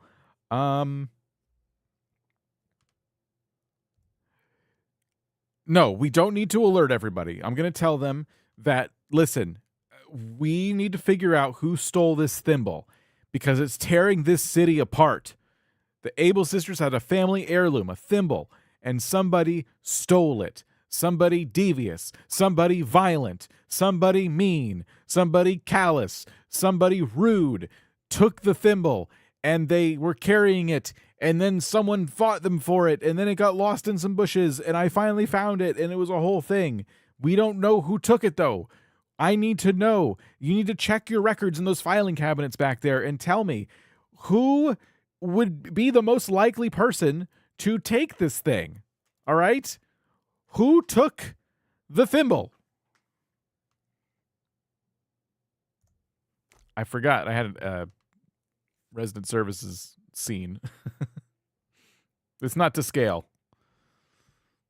Ah, quite an impassioned speech, dear participant, and a desperate plea for aid. Tom Nook's gaze sharpens at your tale, while Isabel gasps, her hands clutching the edges of her paperwork-laden desk. Let's roll your D20 for charisma once again to see if your earnest plea convinces them to delve into their archives for any potential culprits. Yes. The suspense thickens.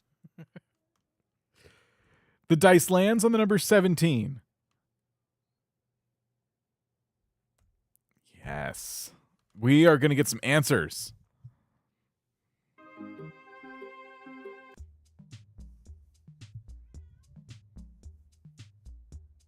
Here we go. My feathers, such a commendable roll. Your earnest appeal resounds within the quiet building. Tom Nook's brows furrow tightly as he rummages through his records, and Isabel scrambles to assist. It's downright ugly talk of theft, Tom grumbles. Can't think of someone capable of such lowliness, especially over a thimble. Isabel returns with a list of residents who've had disputes in the past. While none are thimble-related, it's the best lead so far. Okay. Would you like to delve into these resident disputes for potential leads, or prefer following a different clue, dear participant? The possibilities are endless. Is there another clue? Because I hate reading. I didn't really like reading, Blathers. You implied there's another clue? I didn't see another clue. What's the other clue? Can you tell me the other clue, Blathers? What's the other clue? What's the other clue, Blathers? What's the other clue?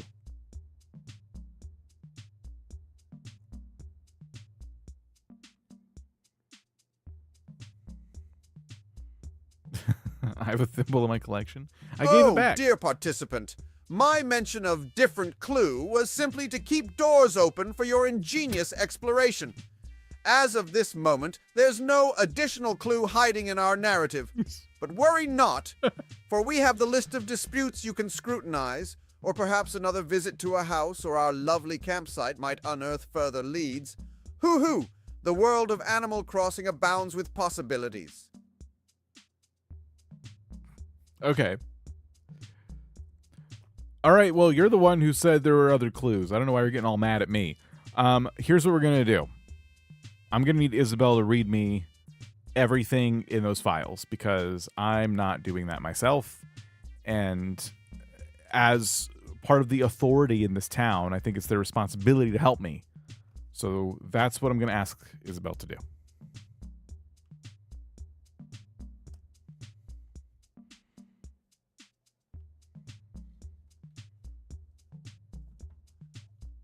Hoot! Handing over responsibilities to Isabel, what an amusing solution. With a polite nod and warm smile, she retrieves the files to read you the past disputes between villagers. Let's roll your D20 for perception. Depending on your roll, you might pick up on certain patterns pointing towards our elusive thimble thief. Onwards we shall proceed. What if I don't get a good roll, though? So I'm just like playing on a Game Boy while she reads these to me? Like, what am I doing? How did I roll a 5? I rolled a 5. The dice landed on 5.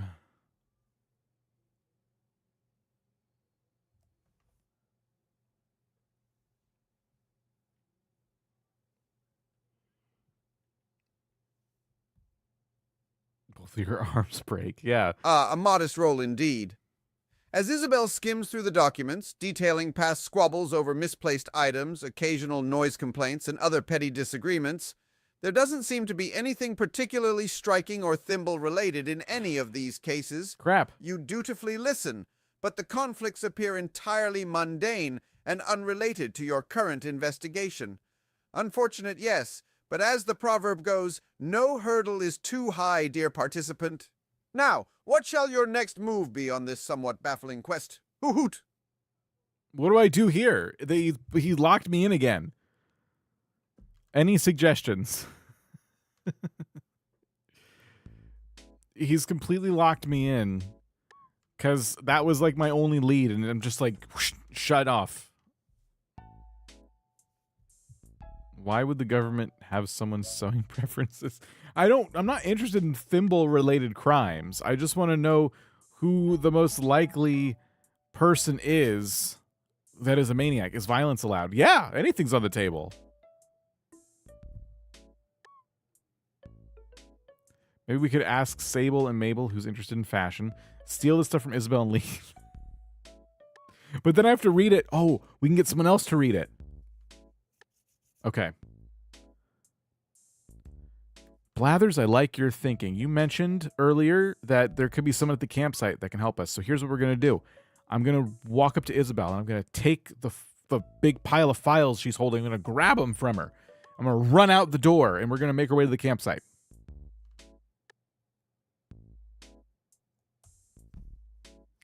Great idea.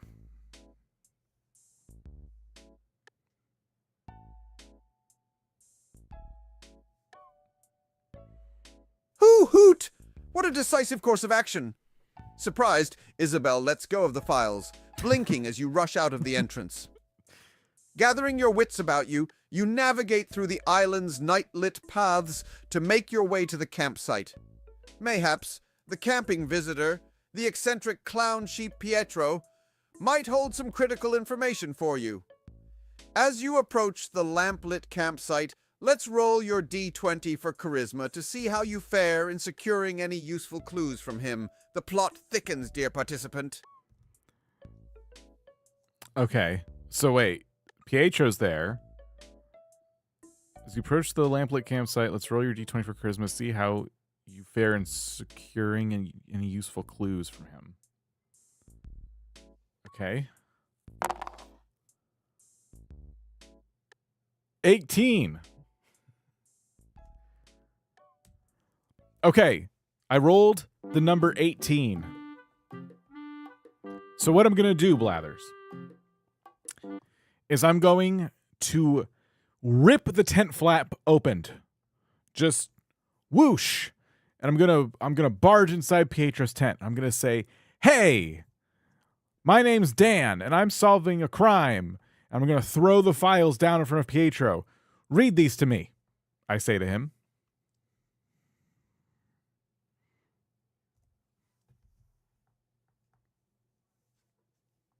When you roll an 18, you can do whatever you want.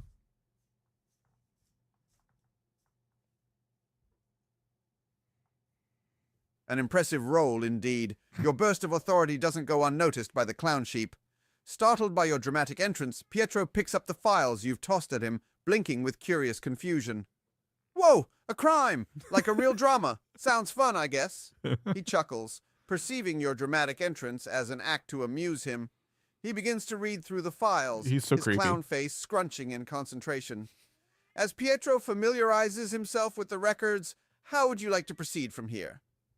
Would you press further on your thimble investigation, or maybe ask him about anything unusual he has noticed since his camping started? Hoo hoot! This is turning out to be quite a spectacle. Well, I need him to read the things to me. You should treat people how you want to be treated. It's Pietro, okay? It's Pietro. I'm going to demand that Pietro read these files and tell me about any and all suspicious behavior that he's found. And as he's doing that, I also want him to simultaneously tell me if he's seen anything amiss since he's been camping in our fine island village.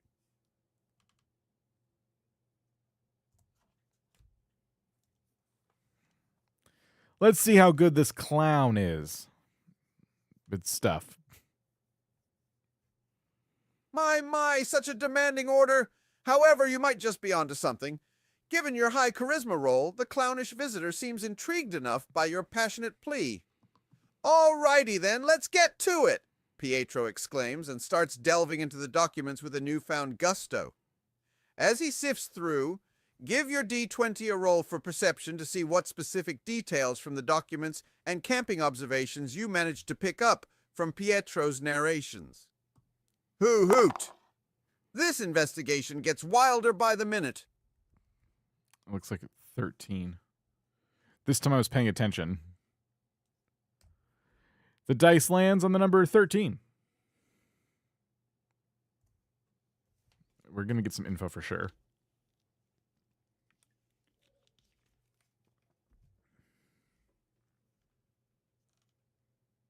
Ah, a steady roll.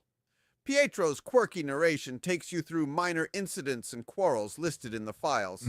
He adds his own tinge of humor, making it a peculiar read-through. As for his own observations, he mentions noticing some late-night rustling noises near the resident services area, but he mostly chalks it up to island wildlife.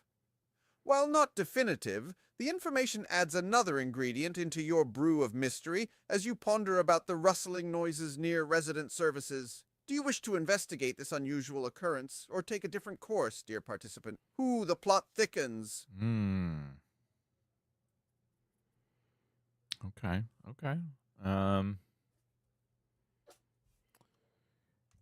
Yeah, I'm going to go investigate Blathers, but before we go, I need to ask Pietro what else is in these files. Like, how much information on the island residents do we currently have in our possession?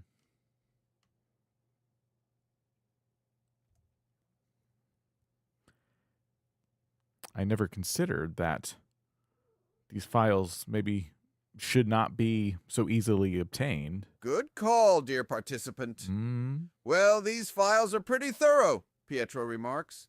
There's data about island events, some villager preferences, and even a few exhibition ideas for the museum. Okay. You realize now Isabel's files are comprehensive and give you a glimpse into the everyday happenings and interpersonal dynamics of your island. Is there specific information you're hoping to glean from these files, or is your curiosity prompting another path altogether? Hoo hoot. Cat Our fact, investigation number is a twisty 14. terrain Cats indeed. secretly run a nightly talent show in your living room while you're asleep. Thank you for the cat fact. Okay.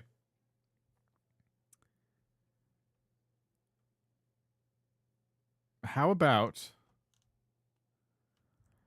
I'm going to ask Pietro if he sees anything like a social security number or past addresses or usernames, passwords, things like that.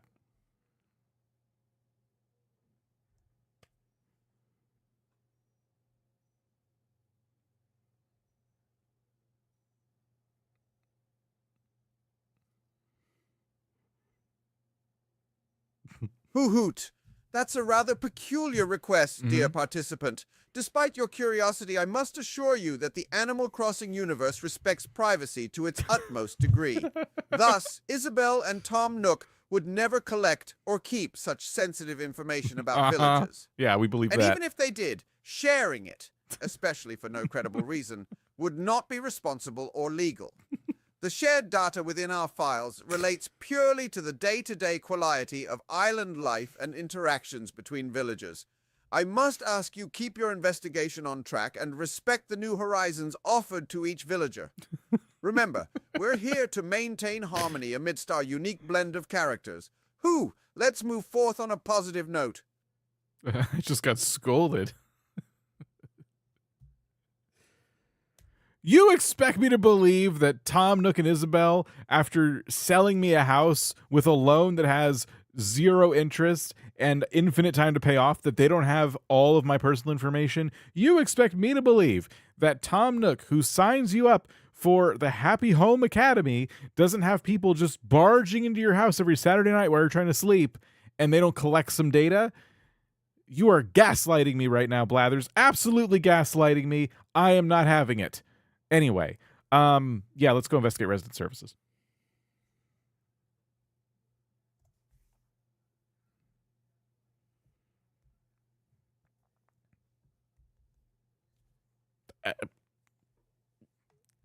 He's not going to help me.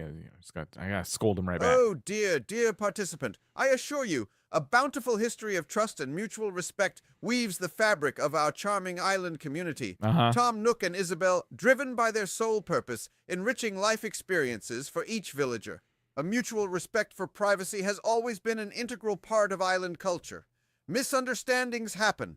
I agree, Nevertheless, the matter of the rustling noises at resident services piques your interest and ours. A new thread unravels in our thimble mystery tapestry. Your D20 readies itself for a perception roll as you approach the location. Santiago would be proud. Oh, brave participant. Shall we proceed? Who's Santiago? What's he talking about? What?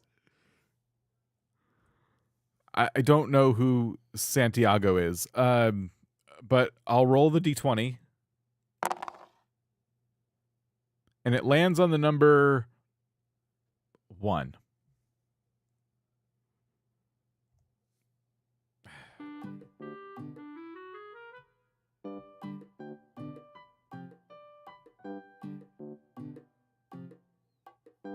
Hoot. The dice is indeed capricious tonight. With a roll of 1, your search for any amiss around resident services falls, well, a touch short. Despite your best efforts, the chirping crickets and the rustle of nearby trees mask any suspicious noises. The area lies serene in the night, calm and unyielding to your frustrated scrutiny. Such luck might be discouraging, but remember, stagnation often accompanies discovery, my participant. With resident services yielding no new revelations, where might your next instinct lead you? The night is yet young, No, I cannot leave this. This is the only lead I have. He's boxing me in again. Well, since this is the only lead I have, Blathers, you've given me no choice. I must now stand behind resident services and scream, Santiago! Santiago! at the top of my lungs until somebody comes and helps me.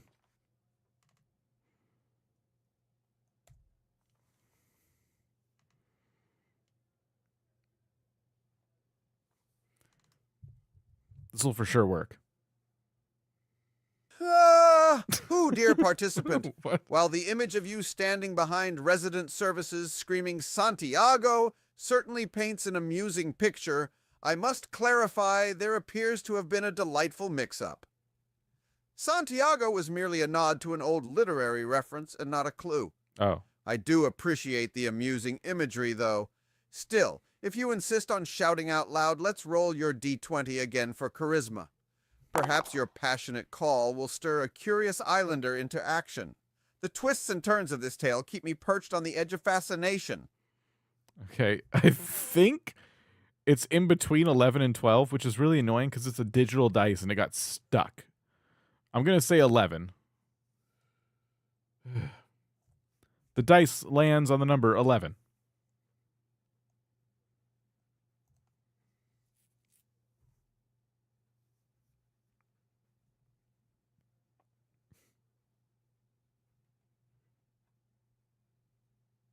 Here we go.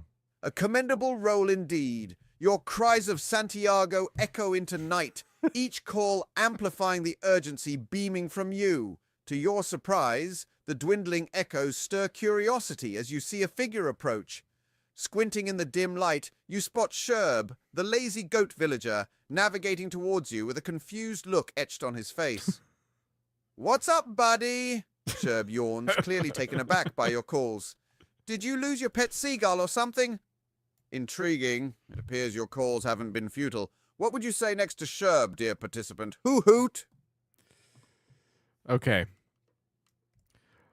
Sherb! Oh, I'm so happy to see you. Sherb, listen, I'm the police now, and here's what's going to happen. You are now my deputy. Congratulations. We're looking for clues. There's been a murder. Okay, it's not a murder. It's actually a thievery. Somebody has stolen the Able Sisters' very valuable, very special family heirloom thimble. And you and I are now going to solve this crime. Now, thanks to my and only my detective skills, did we get here behind resident services, because this was where the last clue was heard or something. So I need you, my new deputy, to look around here and see if you can find anything amiss, okay? So go, do it. Now watch, she's going to tell me to roll charisma, and that babbling speech is going to be like a 20. A hurried rush of new responsibilities and unexpected confessions certainly has a way of shocking anyone out of their slumber, even with Sherb's laid-back nature. Let's roll the D20 for charisma to see how well Sherb takes his unexpected promotion and your intense crime-solving directives. Whew, I do feel like we're turning over a new leaf here. The puns. Okay. The dice lands on the number 9. Will he accept my offer? Oh, no.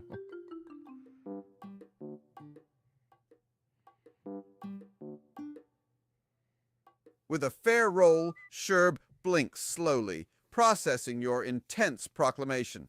He seems a tad hesitant at being bestowed with deputy duties out of the blue, yet your earnest declaration of crime-solving mission appears to light a spark of intrigue in his eyes. All right, he agrees finally, half awake, yet astonishingly ready to partake in this newfound responsibility. Not really sure what I'm looking for, but I'm game. There you have it. Your first deputy on board, Yes. Dear participant. Now, would you direct Sherb to inspect a particular area or leave the choice to his own whims? Hoo-hoot! This truly is an unexpected turn of events. We did it. We recruited our first deputy. Yay. All right, Blathers, I'm going to demand that Sherb look for clues around resident services and find what I simply could not find, which was our next lead.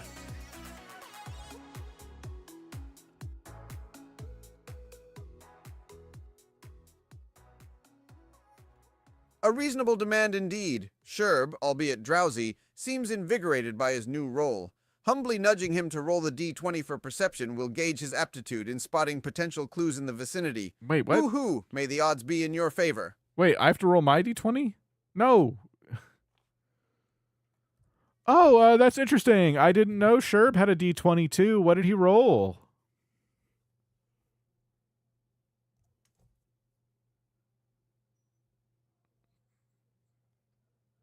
Roll it for him. Roll it for him. My sincere apologies for the misunderstanding, dear participant. You're absolutely right. As the dice rollers are you and the others viewing this interaction, let's portray this scenario as Sherb embarking on his clue hunt, based on your command instead. Sherb shuffles about resident services in earnest, his eyes scanning the ground around the building. Let's hope he'll unearth something worthwhile to advance our exciting investigation.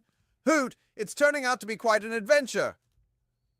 Oh, okay. Well, he's doing it. I guess. Okay, and while Sherb does that, I will quietly stare at him. I'll sit on a stump, and I will just stare at him in the dark.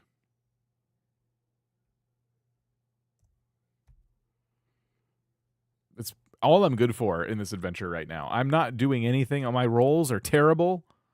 I keep getting boxed in. With Sherb ardently scanning the vicinity for clues, you perch on a nearby stump under the moonlit sky, your gaze keenly following his every move. After a respectable duration, Sherb emerges from the shadows, an object clenched in his grasp and a self-satisfied grin spreading across his face. It seems your deputy is on to something. What could it be? Was the thimble mystery about to unravel? Hoo-hoot, indeed, this is turning out to be a thrilling roller coaster ride. Shall we proceed and inspect his find? Yeah. Yes! Inspect it! Inspect it! What do you find?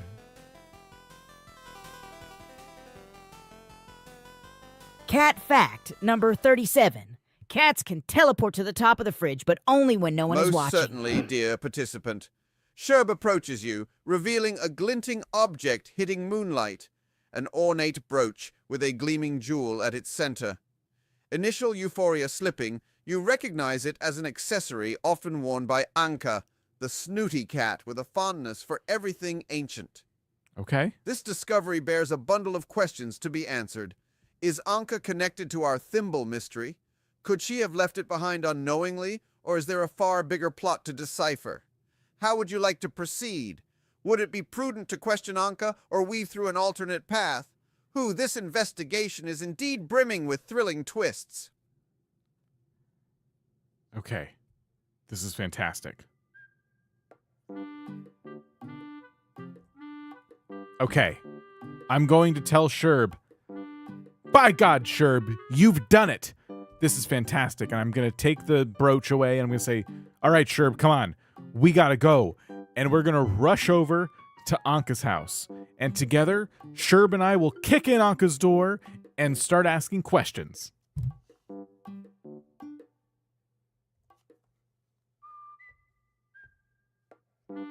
Perfect. Quite an adventurous decision, dear participant. Before we descend upon Anka's home with our newly found lead, let's roll the D20 for charisma to determine the duo's approach when confronting Anka. Will Anka emerge as a suspect in our thimble mystery or remain but an unsuspecting participant? The plot thickens indeed. That is such a good roll that I probably didn't even hurt my leg kicking in her door. The dice lands on the number 20. Yes. Yes, it does.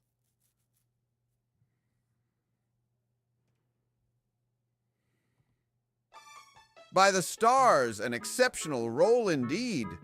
With newfound energy, you and Sherb double up on the task and rush to Anka's residence with seamless synchrony.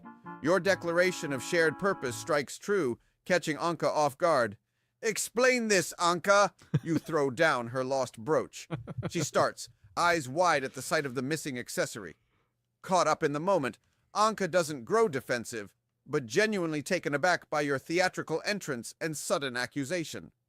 What questions will you bombard her with, dear participant? Who knows, this might be the big break in our crime-solving journey. Hoo-hoot! Here we go. Here we go. All right. Sherb and I are going to stare Anka right in the face. I hope Sherb does. I'm definitely going to do it. And I'm going to say, do any sewing lately? In a very accusatory tone.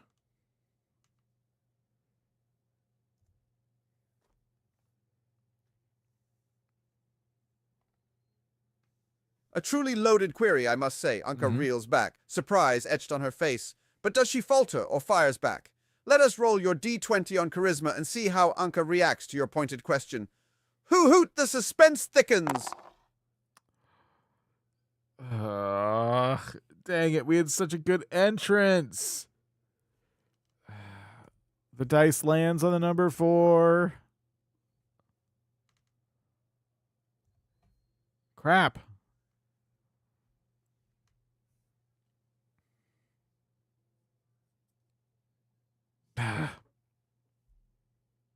With a modest roll, your sharp query strikes an awkward note with Anka. She blinks at you, obviously confused by your abruptness.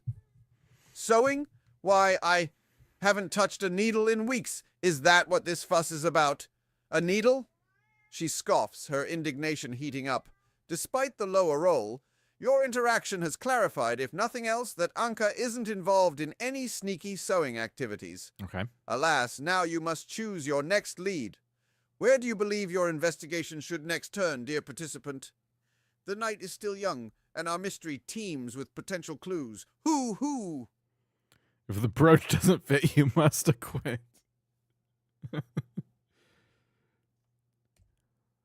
I'm going to stay for a minute. I'm going to tell Anka, well, Anka, this is your brooch, isn't it? I'm going to wait for an answer. That much should have been obvious. HK Gaming, how's it going? Welcome. A fine point indeed. You present the brooch to Anka, her eyes narrowing at the sight of the accessory. Let's roll your D20 for charisma once more to see how she responds to your query of ownership. How she responds might lend further credibility to our investigation. Hoot, the mystery continues to unravel. The dice lands on the number 10. Okay. Time to get some answers.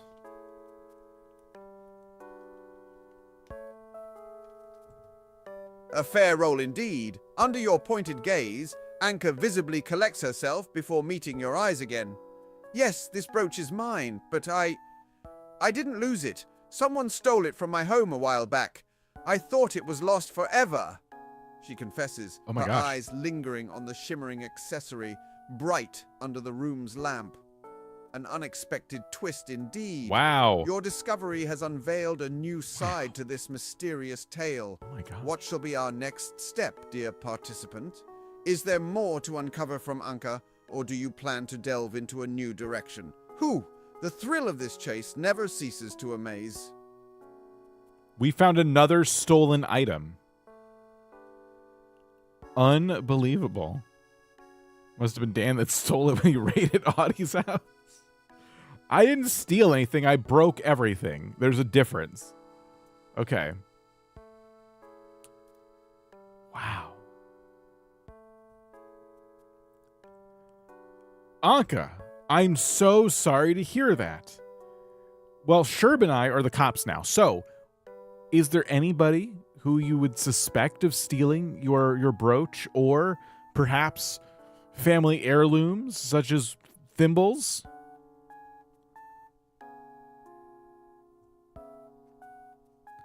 We'll get Anka on our side now. We'll get another clue. We'll go shake that person down next. A valid inquiry indeed. With your charisma still at play, Anka, contemplate your question thoroughly. Will she point a name that might unlock a new path in our investigation?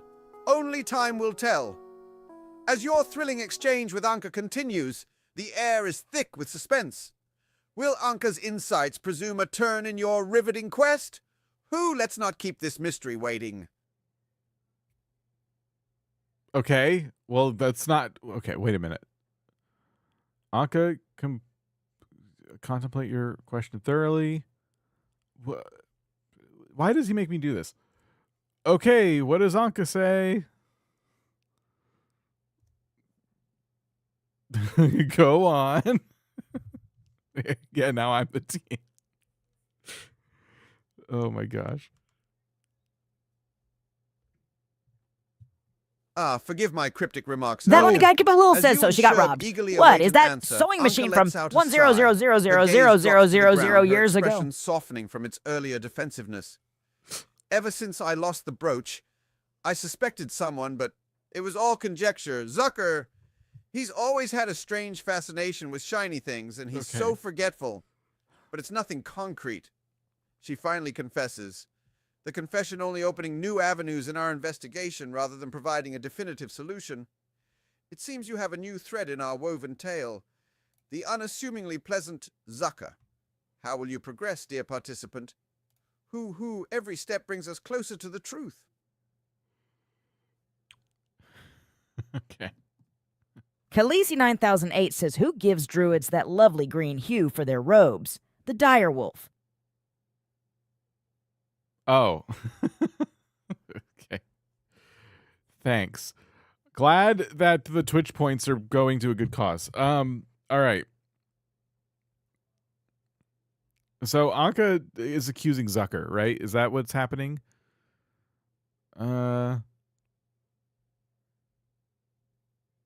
Ever since I lost the brooch, I suspected someone, but it was all conjecture. Zucker. It's always been a strange fascination for shiny things. Okay, cool. Here's what we're gonna do. All right, Blathers. Yes, we have everything we need. Sherb and I are gonna leave. I'm gonna turn and look at Anka. I'm just gonna stare for a minute, and then like a full minute, by the way. And then I'm going to turn around, saying nothing more, and close the door behind me. And then Sherb and I are going to make our way up to Zucker's house, which I believe is up in the mountains.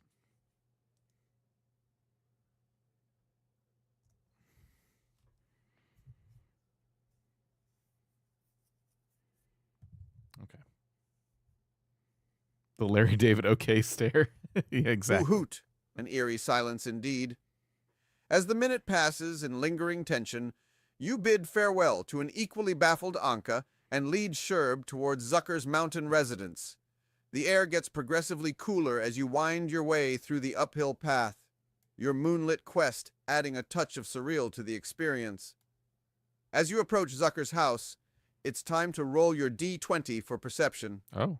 A close inspection to the area before knocking on Zucker's door might just lend some valuable insights. Onwards, dear participant, towards untying the knot of this mystery. Okay. All right. Well, the dice landed on the number 19.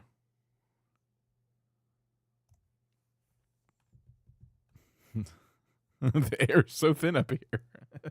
It's a great roll. Ah, superb indeed. Your high perception roll allows you to scrutinize Zucker's exteriors with remarkable detail. The emptiness of the night allows each minor sound, each brief movement to pull at your attention. As you approach Zucker's house, you notice a glint near the bushes, another piece of jewelry hidden in the cool grass beneath. Upon further inspection, it appears to be a series of shiny beads, often constituting Zucker's exotic headwear. Quite a coincidence, wouldn't you say? With this new discovery in hand, it's time to confront Zucker. What strategy have you in mind, dear participant? Shall we proceed with your knack for heated confrontations, or undertake a gentler approach? The plot awaits your direction. Okay. All right. I'm going to grab the beads. I'm going to show them to Sherb, and I'm going to say, Sherb, look at this. Zucker must have stolen these, thinking they were some kind of snack or something. Here's what we need to do. We're dealing with a hardened criminal, okay? But my leg is very tired from all the walking we just did, and also I tried to kick in a door earlier, so I need you to kick in Zucker's door, all right? You got this, Sherb. I believe in you. If you do this, I will give you a promotion.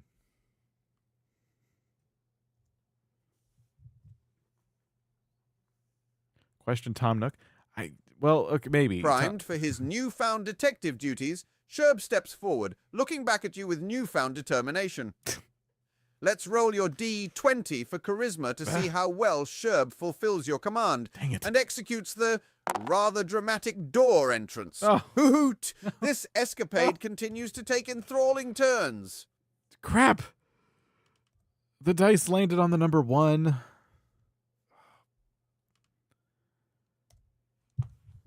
Oh my gosh, are you kidding me?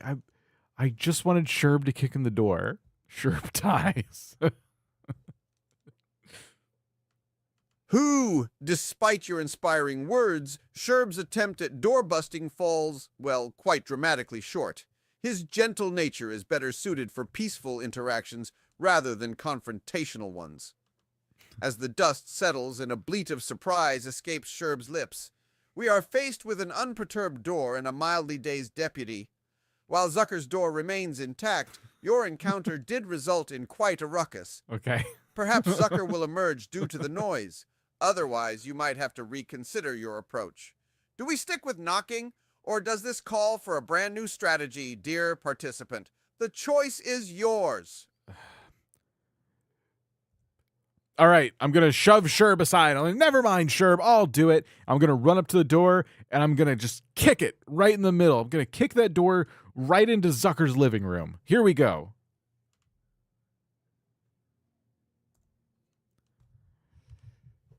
Sherb is the worst deputy. With your participant spirit blazing fiercely, it indeed seems there's job for every hoot. Your fierce resolve propels you towards the door. Now, let's roll your D20 Okay. for strength to see how successful your kick lands on Zucker's door. Oh, such unparalleled determination. I must admit, your adventurous audacity has me on the edge of my branch. Hoo-hoo. Okay, this is going to hurt. I rolled the number 6. Oh, man. I'm gonna embarrass myself in front of Sherb.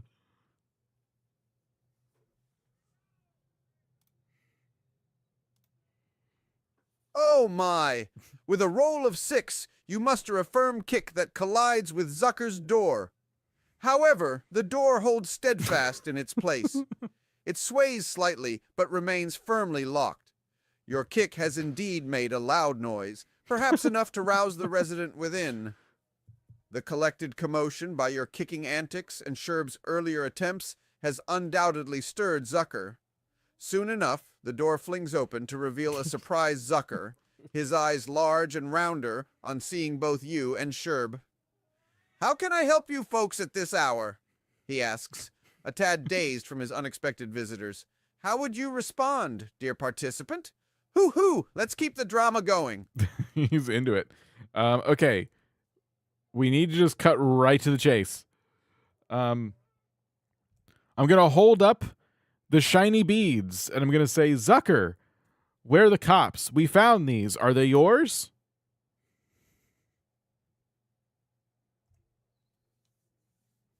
All right. Let's see how he answers that. Straight to the point. Excellent. Let's roll your D20 for charisma as you confront Zucker with the shiny beads. His reaction could offer an essential lead in our thrilling investigation. What will Zucker's response be? One wonders. Okay. No. Come on. Why? Why is this dice so bad? He's never going to believe that I'm the cops. The dice lands on the number 2. Oh my God. I'm doomed. This is so bad. A roll of 2. Who did not see that coming? Zucker blinks at your abrupt announcement, even more confused than shocked. He barely reacts to the shiny beads. All he mutters is a soft, non-committal, "I guess those could be mine. I lose a lot of things." Your low charisma roll didn't yield the confrontation you anticipated. However, Zucker's aloof demeanor offers little resistance. Okay. Perhaps a different approach or a new set of questions might yield more fruitful results, dear participant. The night is yet young, and our adventure only gets more enthralling by the minute. All right. I stare at Zucker, and I keep staring at him for 5 full minutes. I don't blink this entire time. And then I look down at Sherb, and I say, Sherb, cuff him! And I demand Sherb put Zucker in handcuffs. We're going to take him to resident services.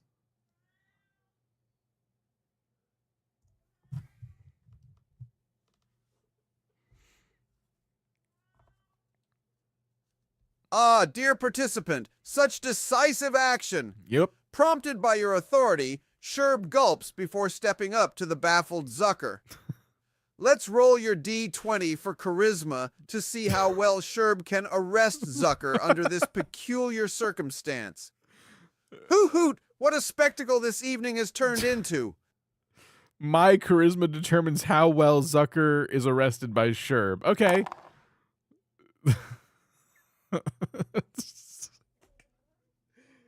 Come on. Why? The dice lands on the number 2. What on earth? There's 2 of us. I get another attempt now because I have Sherb, though. Who? Oh no, another unexpected roll. Sherb, still trying to grasp his high-ranking duties as deputy, looks more inclined to apologize than to arrest Zucker. The octopus looks equally puzzled by your harsh command, his nervous glances bouncing between you and Sherb. Arrest? Zucker blinks in complete confusion. But I haven't done anything, have I? While this approach didn't yield immediate results, perhaps addressing Zucker's confusion and discussing the stolen brooch might coax him to reveal more about the mystery at hand. Hoot, our journey isn't quite at an end yet, dear participant. There's no way the next roll can be low. With that many in a row. All right. If Sherb does not have the confidence to handcuff Zucker, then I'll do it. I now place Zucker under arrest, and we're going to bring him to resident services. Cat fact number 28. Cats believe they are master chefs and will always supervise your cooking. That's true. A stern approach indeed. Once again, let's roll your D20 for charisma to see how Zucker responds to your arrest. No. His response might just add another twist to our ongoing thimble mystery. The suspense is palpable. Okay, it lands on... No, come on! The dice lands on the number 4.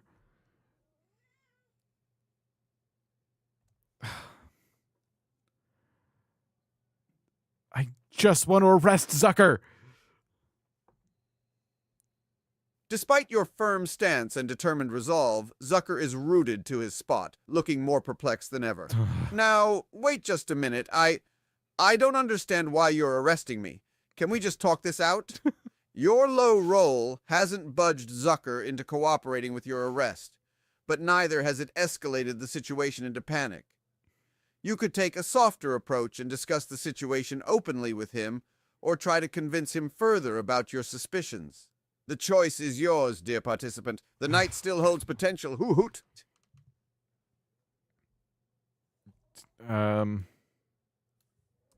What do I do? I've just tried to assert a lot of authority, and I've embarrassed myself. So now, Zucker just thinks he's the police or something. What do we do next? I'm standing with Sherb with Zucker, and neither of us are capable of arresting him. Peg and cry. That's not gonna look super confident. Throw an exercise ball at him. Okay. I'm going to look at Sherb. I'm going to look back at Zucker. I'm going to look at Sherb. I'm going to look back at Zucker. And then I'm going to say, Zucker, Sherb and I... Actually, no, I will be right back. Sherb is going to stay here and watch you, and I'll be right back, okay? Next, I'm going to run to Nook's Cranny. I'm going to burst through the door.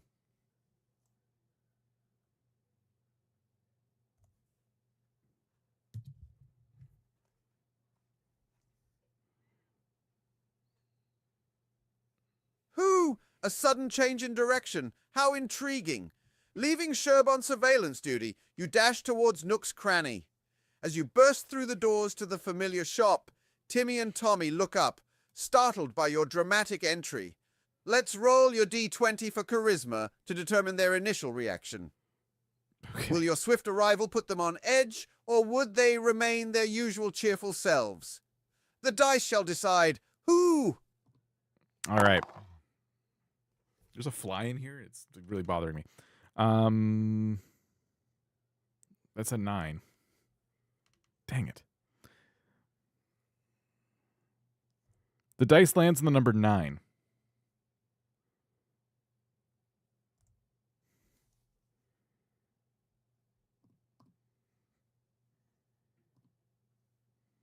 With a fair roll, Khaleesi 9008 says, damn, you're really on a roll. And greet you with their usual cheerful demeanor. Hello, and welcome to Nook's Cranny. How can we assist you today? Now that you have their attention, How do you wish to proceed? Are there specific questions or actions that you believe will help us advance in this thimble mystery? Our investigation is indeed an intriguing patchwork of events. Okay. So, Timmy, Tommy, do you still have that exercise ball? I'm here to buy it.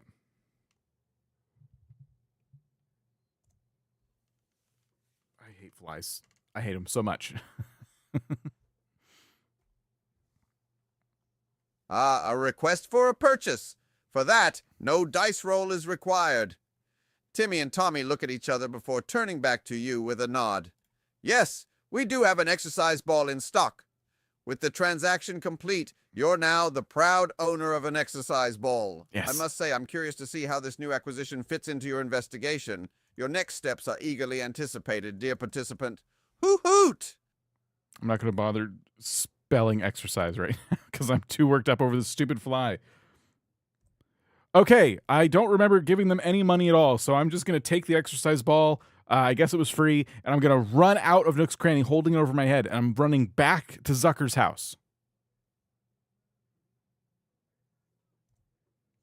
I don't think they asked me for any money.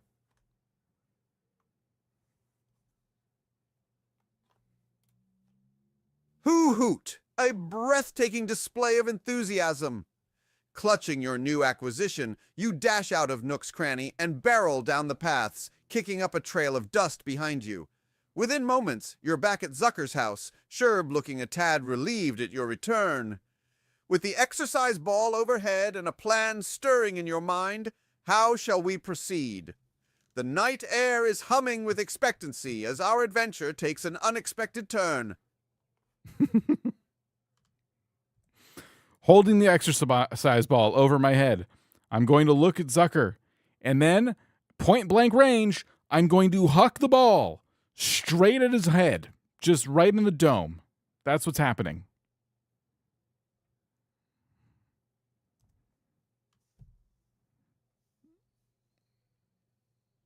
All right.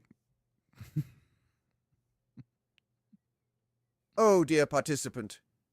Your actions surely maintain the element of surprise, but this might be a bit extreme.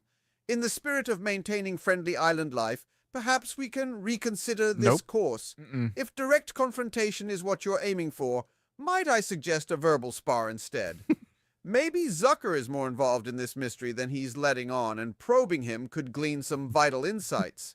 However, if you still deem the exercise ball necessary, let's roll D20 for strength to determine the success of your rather unconventional approach. Hoot, what an unpredictable turn of events.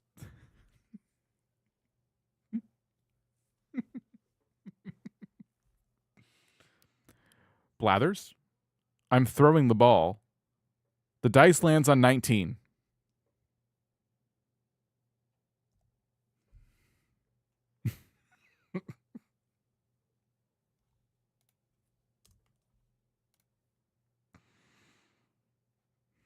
Oh dear. With a roll as high as 19, you send the exercise ball hurtling towards Zucker with astonishing accuracy.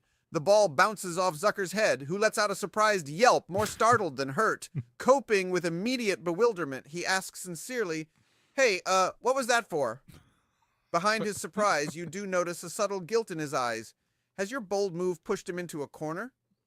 What comes next might hold the answer, dear participant. Hoot, Oh my what gosh. an audacious adventure this shaping to be. Okay. He looks guilty. I'm going to take the ball again, and I'm going to hold it over my head in a threatening manner. I'm going to say, Zucker, your time is up. Tell us what you know. Do it now. We got him on the ropes. He's looking guilty. His head hurts. This is great. Oh, no. It broke. It broke. No. Oh, shoot. Wait. I cannot believe it did that. It crashed.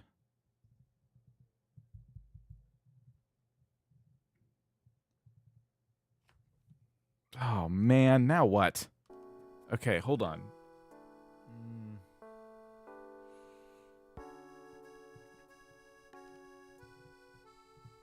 Blathers died. That was the twist ending. No, it's okay. We can fix it. It's just... I think we lose the conversation history, so I just have to catch him up. That's so frustrating. I'm so sorry.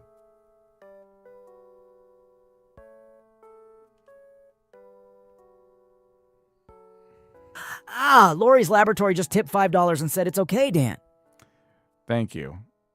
But I'm mad. And there's a fly in here, which is super annoying.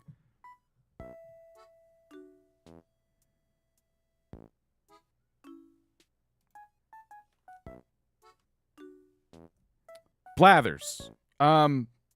Something happened. We were in the middle of a D&D campaign, and you've now forgotten everything. So I need to catch you up, and I need you to tell us what happens next. Okay, so here's what happened.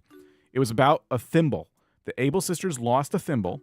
It was missing, and we ended up finding it through a series of events. First, we found a clue that indicated the thimble was like, in the dirt at one time, but it wasn't there anymore. And we found a tuft of fur. It looked like Audie's fur. We confronted Audie, and Audie happened to actually have the thimble, but she didn't know who stole it. And so we did this wild investigation all around the island, and we were trying to figure out who took it. Eventually, Pietro, who was at the campsite, said, "Hey, I heard some stuff over by the resident services building. Maybe you could check there for clues." And so we did, and I couldn't find any clues, but I ended up screaming a lot, and Sherb came up to me, and I made Sherb my deputy. So Sherb and I took on the investigation together to try and figure out who the thief on this island is, right? So together we're investigating, and Sherb finds Anka's brooch, and so we go confront Anka. We burst through her door, and we were screaming, and we're saying things, and Anka's saying things. It turns out Anka was missing this brooch. Someone had stolen it from her. So the thievery continues, right? And so we're sitting there like baffled, and Anka thinks Zucker might have been the one to actually take this brooch. And it turns out right in front of Zucker's house was some shiny beads. Zucker seems to have a thing for shiny stuff. Okay, so right now Zucker is our top suspect, and we were in the middle of confronting Zucker when everything crashed. So first, Sherb tried arresting Zucker, and it didn't go too well. Sherb is just too timid. And then I tried arresting Zucker, but I got nervous. My hands were sweaty. So instead, Zucker was kind of sitting there confused. He just wanted to talk about this. But what I did is I went to Nook's Cranny, and I bought an exercise ball. Now, I forgot to mention earlier, I was interrogating the nooklings, and I threw this exercise ball at one of them. So this was a big, epic, kind of like full circle moment where I took the exercise ball. I bought it from them for nothing. I didn't pay for it. I ran away with it. And then I went to Zucker, and I just hucked it at his head.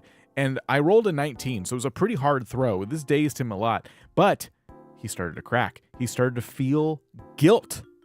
Okay? And that is what we need you to help us fill in now. So Zucker is standing at the doorway. His head hurts. There's an exercise ball over my head again. I'm about to throw it at him again. And I say, Zucker, you tell us what you know right now. Okay? And that's where you come in, Blathers. Help us take it home. This has been a very long campaign. We need you to help us resolve this. Not that it needs to be resolved in this one interaction. Like, play the game as normal. But I just want you to know this has been a very long night.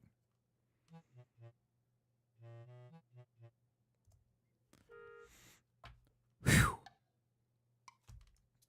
It crashed again. Oh, my God. I think... Okay, wait a minute. Why is it mad? Okay, I think I know why it's mad.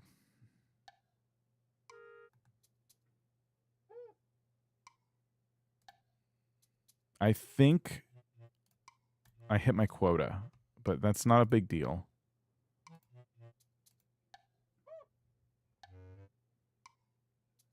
I probably should have checked that.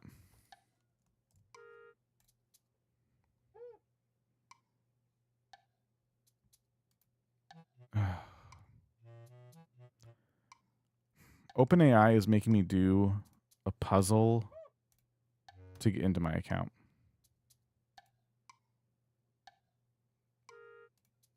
Stand by.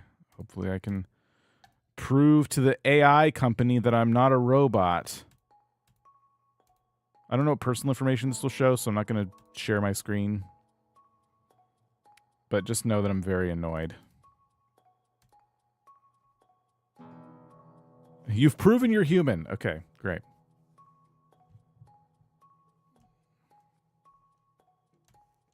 There's another verification. Okay, there we go. And I haven't hit the limit yet. What?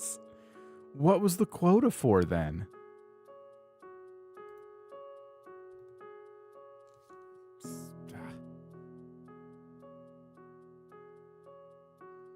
I'll check one more thing here.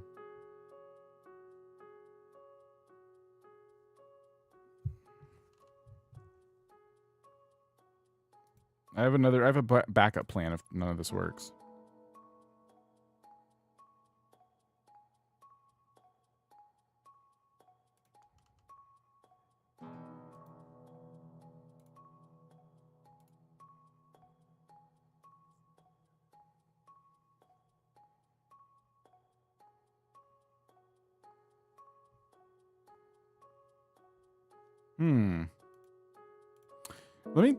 Can we test $2 Dan real quick? Let me test something. I want to see if it's 11 labs. Let's do a cat fact. Cat fact number 19. Every cat has a hidden stash of hair ties and socks somewhere in the house. Okay. All right. I don't know why it's broken, but I have another plan here. We can definitely...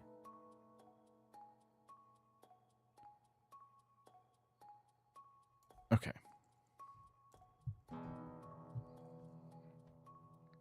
This is going to take me a little bit to set up, but we can get a response from Blathers still.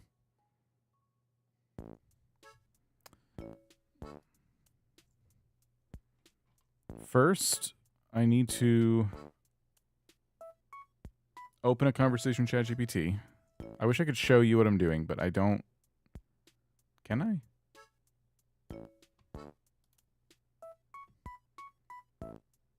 I think I can, actually. I'd have to... no. I'd have to be in here. And then... I can open this. Okay. Basically, what I have to do is give ChatGPT the prompt that AI Blathers has.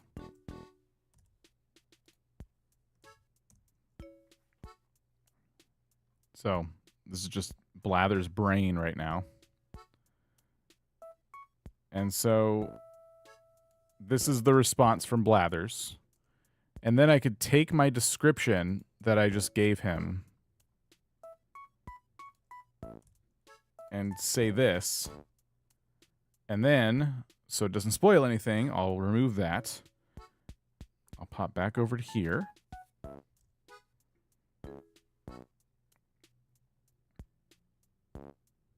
And then we'll pop up Blathers.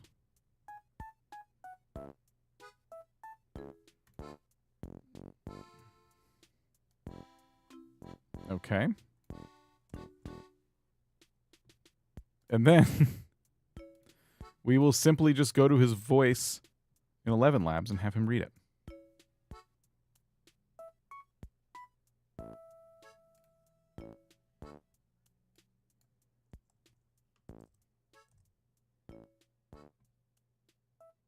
All right.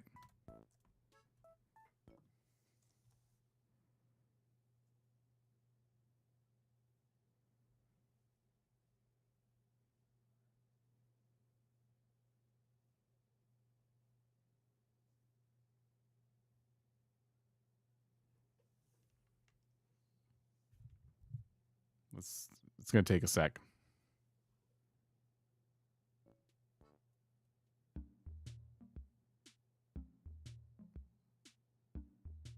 It's a pretty long block of text. Who? What a tangled web of deception and thievery we find ourselves ensnared in. Very well, let us continue this convoluted tale. Zucker, dazed and holding his head, looks at you with wide, bewildered eyes. He stammers, I don't know what you're talking about. I didn't take anything. I swear. His tentacles tremble slightly as he tries to gather his thoughts. Sherb, standing beside you with a look of determination, says, Come on, Zucker. Just tell us the truth. We've found too many clues leading to you. The beads, the brooch, it all points to you. Yep. Zucker sighs deeply, seemingly on the verge of breaking. All right, he mutters. I didn't mean to take anything. I just found those things lying around. The brooch, the thimble, they were all just there. I thought they were discarded, so I picked them up. But I didn't steal them, I promise. As Zucker speaks, you notice a glint of something shiny poking out from behind his door. With a raised eyebrow, you motion to Sherb, who cautiously approaches and pulls out a golden feather. What's this, Zucker? You ask, your voice stern. Zucker looks even more confused.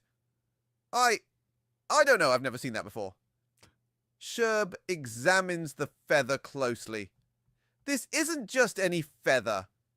This is a rare golden feather from Gulliver. Someone must have taken it from him. Your mind races as you piece together the clues. The thief on the island seems to have a penchant for shiny, valuable items. But who could it be? Before you can ponder further, a loud squawk interrupts your thoughts. Hoo-hoo! What's all this commotion? It's Gulliver, the seagull, stumbling towards you with a perplexed look. What? I was looking for my golden feather. Has anyone seen it? You hold up the feather. We found it at Zucker's place, but he claims he didn't steal it. Gulliver narrows his eyes, scrutinizing the feather. This feather is very important to me. Whoever took it must be found and brought to justice. With Gulliver now in the mix, your investigation takes on new urgency.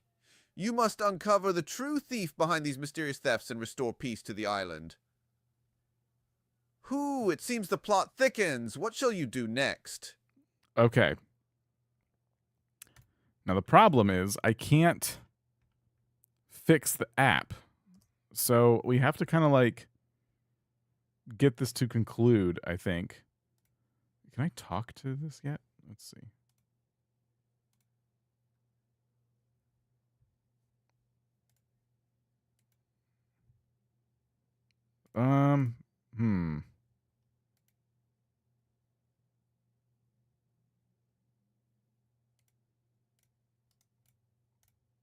I thought you could talk to ChatGPT on desktop.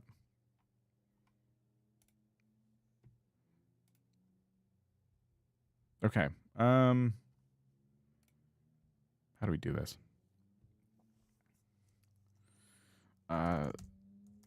Let's see. Sadly, we do need to have this story come to an end somehow. So I'm going to arrest Zucker because this is just way too much evidence, and we're going to bring him in to resident services where he will be instantly judged and prosecuted. Okay. From there, you'll tell us whether or not we jailed or we put the right person on trial. I'll have to figure out why this broke. All right. Blathers is responding.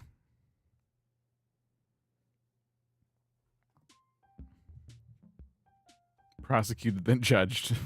Whatever. Look, I'm tired.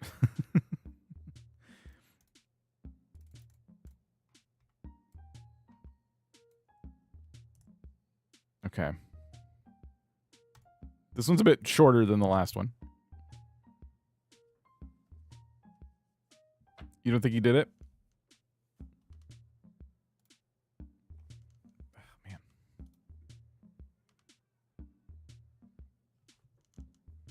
All right. Blathers' speech is generating.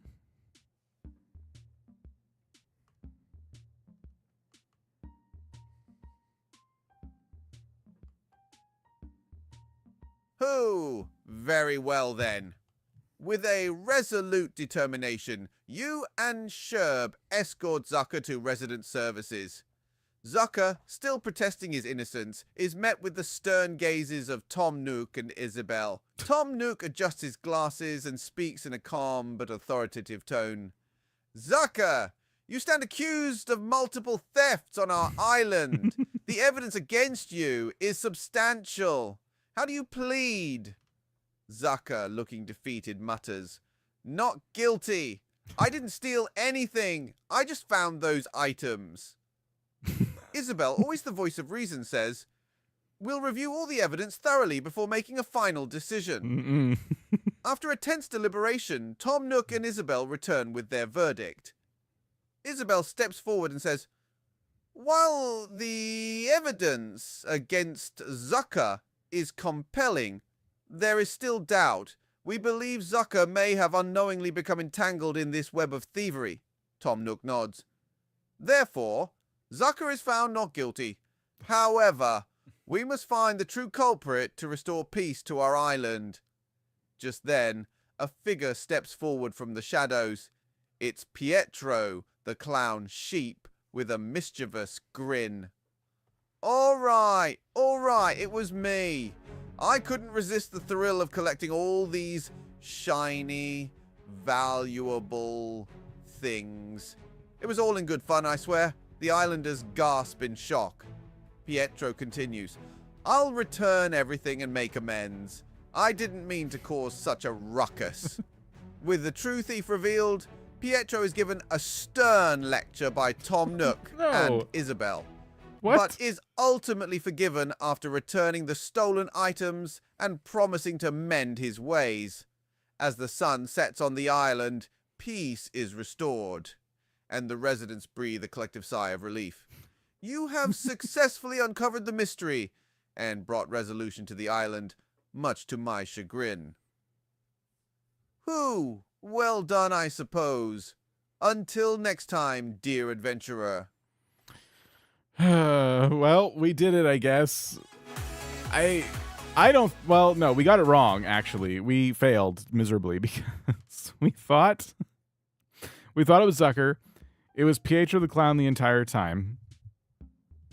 I feel bad that the program crashed. I'll try and figure out why that happened so it doesn't happen again.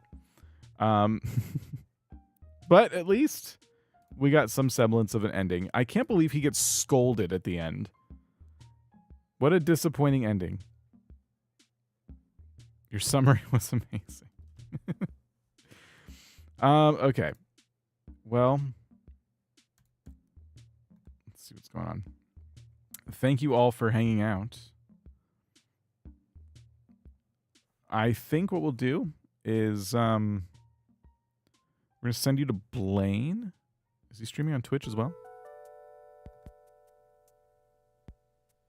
No. So Twitch viewers, thank you for coming. Thanks for hanging out. Appreciate you. YouTube viewers, we're going to do raid. We're going to raid Blaine. We're going to, when we get over there, we're going to say something to him. We are going to tell Blaine. Smooth. Let's see. We're going to tell him you're under arrest. I was typing in his chat. I don't want to do that. Where's my chat? You're under arrest. Just like that. So everyone, when you go to Blaine's channel, please let him know he's under arrest. Thank you for hanging out. It was fun. We'll do it again soon. I'll probably stream tomorrow, but we'll be rebuilding the Kingdom of Lumbridge from RuneScape in Animal Crossing. That'll be on YouTube. That's going to be a YouTube stream. series we got going on over there. Thank you for everything, guys. It was a lot of fun. And yeah, hope to do this again really soon. All right. Goodbye to all of you. Get ready for the raid.